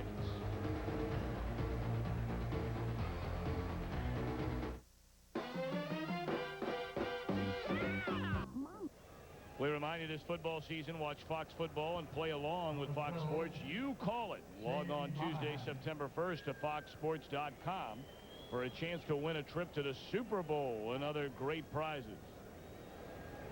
An 11-6 Yankee lead here in the Seattle 8th inning. 2 on, nobody out, and Ramiro Mendoza takes over on the mound for the Yankees. Ball 1 to S.Monahan, who homered his only time up an inning ago. But Mendoza's done it all for Joe Torre this year. You see the 8-2 record. He's got a save. He's got a shutout as a starting pitcher. Martinez will feed Mendoza to retire Monahan. Both runners advance. 1 away. Boy, every staff needs a guy like Mendoza, a guy that you can run out there as a spot starter from time to time. He can give you 5, 6, maybe even 7 innings as a starter. You can run him out there in long relief if necessary. You can use him as a setup guy. And when Mariano Rivera was down earlier this year, I mentioned Stanton had 4 saves. Mendoza had one as well. So now Joey Cora, the batter. Mendoza's been bothered with tendonitis in his right shoulder. He went better than a week and a half in between appearances. Finally was called upon in the Anaheim series. But his last appearance before that was against the Rangers back on the 16th of the month.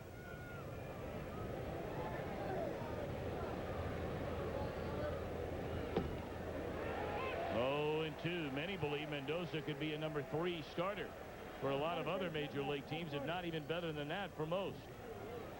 He's got a very live arm. You can see the movement on his pitches as Mariano Rivera begins to warm up in the Yankees bullpen. Tremendous sinking, tailing action away from the left-handed hitter down and into a right-handed hitter. There's a lot of ground balls when he's right.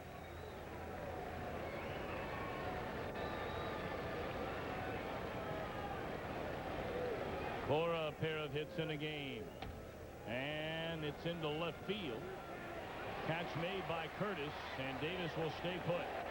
2 down.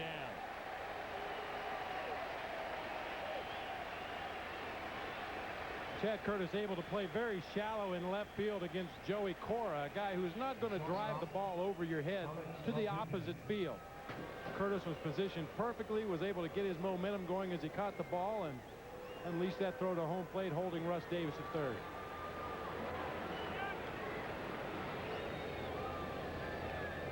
You see, he gets behind the ball, tries to get a little momentum, took a couple of steps there to get going toward home plate. 2 crow hops and a long step and a hard throw into the cutoff man. So now Alex Rodriguez looks at a strike. A-Rod his 38th home run of the season. 1 inning ago, it came with a man aboard.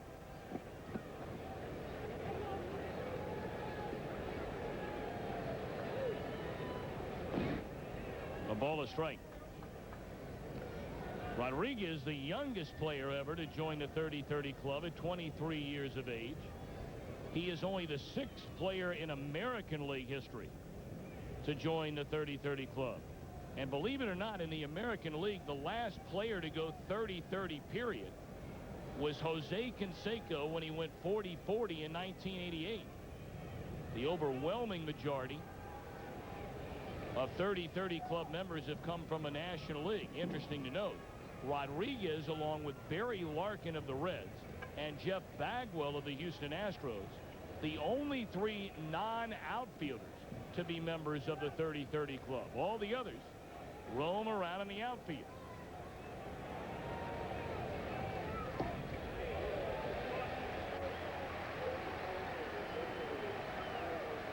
If you include Rodriguez, 30-30 club status has been achieved 34 times by 21 players. Rodriguez already 35-35. Done by 9 players 12 times. 1-2 pitch. He stays alive. Joe Girardi had a quick visit to the mound to talk to Mendoza. Called in Luis Sojo. There you get a look at the road numbers by Alex Rodriguez. Called Luis Sojo, the shortstop, in as he went to the mound to talk to Mendoza, either to help translate or to change the signs. Anytime a catcher calls in a middle infielder, it's usually to change the signs. On the ground, down to third. Brocious has it. Inning over. What a job by Ramiro Mendoza. Retires 3 in a row to end the inning. We go to the bottom of the 8th. 11-6 Yanks.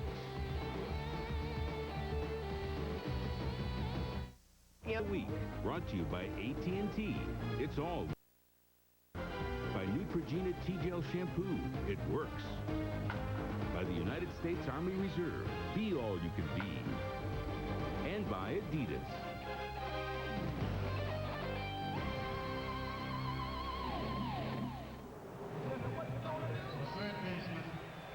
Back in the Bronx, the Yankees 11 runs. They've tied a season-high 18 hits. They've committed 3 errors and left 11 men on base. The Mariners 6 runs, 11 hits, and error, have stranded 8.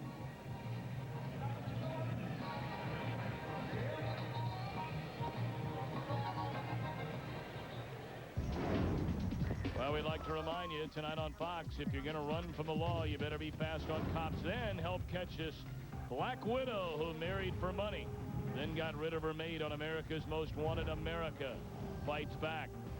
It all starts tonight, 8 Eastern, 7 Central, Mr. Brentley. Ooh, the Black Widow. I hope she's caught soon. You have a feeling she might be tonight? Well, you never know. People tune in and watch that show. Right here on Fox, we'll have it. Fly ball in the right field off the bat of Brocious. And Buhner puts it away against the new pitcher, Heathcliff Slocum.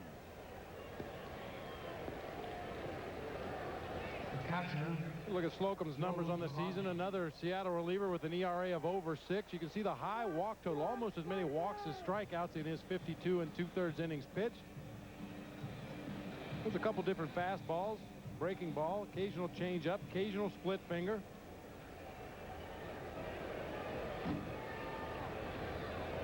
Joe Girardi has caught the entire game for the Yankees. And he has a couple of base hits, a couple of runs batted in, and has scored twice.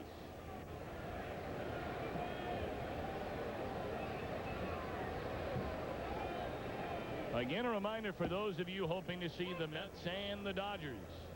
You can flip on over to Fox Sports New York. That's on right now. And then on Channel 5 here in the area, we'll pick up that game right at the conclusion of this one.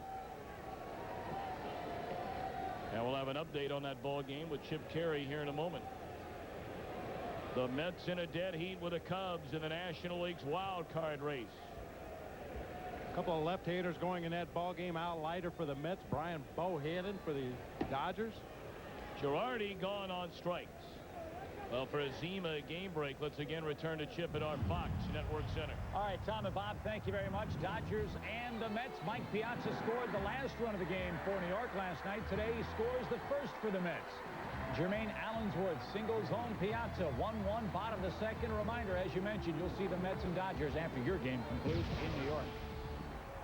Chip, thank you very much. Mike Piazza has caught fire when the Mets have needed him most. On this road trip, he had a big series against the Giants, although the Mets dropped 2 of 3. And then Piazza, his first trip into Dodger Stadium wearing a Met uniform, hit a home run and scored the winning run last night. Homer Bush with a base hit into left center field. So Bush 2 of 2 since coming on to replace Chuck Knobloch. Bush raises his average even further. He was at 327 coming into play today. A couple of knocks will raise that up. And they really like this young man. They're going to have to find a place for him to play in the very, very near future.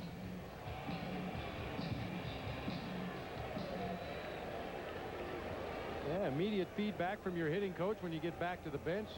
Roche is flying out to right field to lead off this inning. And Chris Chambliss, the hitting coach there, critiquing his swing, talking about perhaps what he may have done wrong. It's kind of like training a dog. If you don't discipline them right away, they forget about it. You know? Tell me about it. I got 2 of them at home.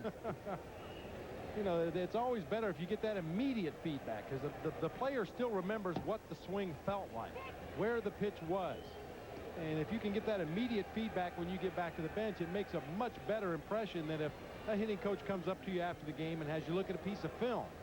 Well, now it's several hours old, and you don't have the same kind of recall for the situation. Good play by Corey. Flips to Rodriguez for the force out to end the inning.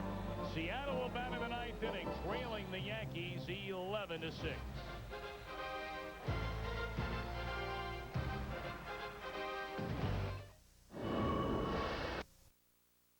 Propulsion systems that are the most...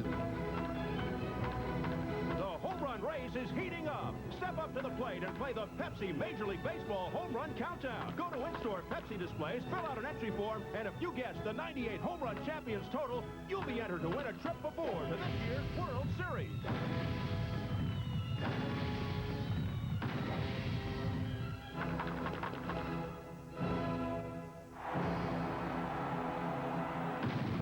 .30 Central.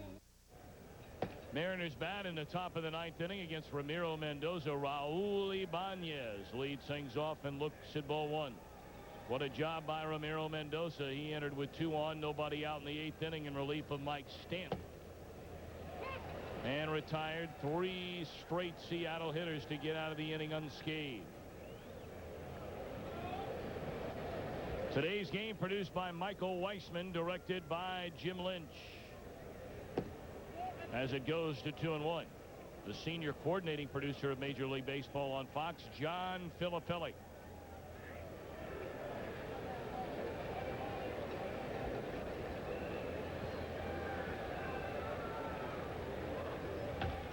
On the ground at Soho. Throw in the dirt, picked out of there cleanly by Tino. 1 away. Let's take a look at our Red Lobster catch of the day, Bernie Williams. Yeah, initially misjudged the ball, able to get on his horse and race back to the warning track in right center field, reach up and make a beautiful catch. And that is our Red Lobster catch of the day.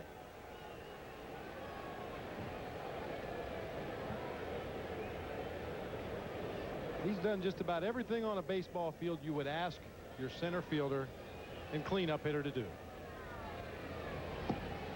Ball 1 to Edgar Martinez. 2 of 4 in the ball game. And not only that, he has a guitar autographed by the boss, Bruce Springsteen. Came to a game earlier this year, big baseball fan, and knew that Bernie Williams liked to play the classical guitar, play a little jazz guitar. And Bernie happened to have his guitar here at the ballpark that day, and Bruce Springsteen signed it for him. Into right field, O'Neill is there. 2 down right now. Azima game break. Let's go to our buddy Chip Carey in our Fox Network Center. All right, guys, once again, a Dodger Met update. Al Leiter having some problems. Raul Mondesi cracks a solo home run deep into the seats in left. That puts L.A. in front by a tally of 2-1. Then former Met Bobby Bonilla follows, and he goes back-to-back. So 2 straight solo home runs by the Dodgers. Makes it 3-1 over New York in the bottom of the 2nd inning. All right, Chip, and again, a reminder for those of you here in the New York area, that game is coming up in 1 more out. And that's all the Yankees need for their 98th win of the season. They would match their season high of 62 games over 500. Joe Torre and the Yankees trying to break the all-time single-season wins mark. The 1906 Cubs won 116 games. The Yankees have 27 left after today. Into left field, Chad Curtis is there. This should do it, and it will. And Bobby, can anybody beat the Yankees? Not during the regular season. The postseason may be a whole different story, but this is a ball club that is on some kind of a roll right now. They never expect to lose a ball game. Like to tell you the senior producer of Fox Sports is Bill Brown. The executive producers of Fox Sports are David Hill and Ed Gorn. The Yankees march to a place where no team has been before in the regular season. Can they eclipse the record of 116 wins set by those 06 Cubs?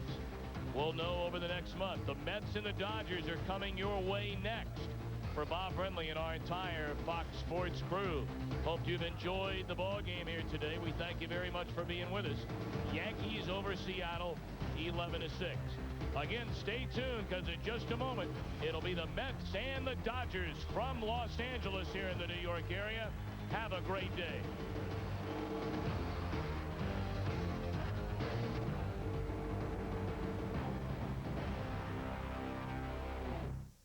This has been a presentation of Fox Sports.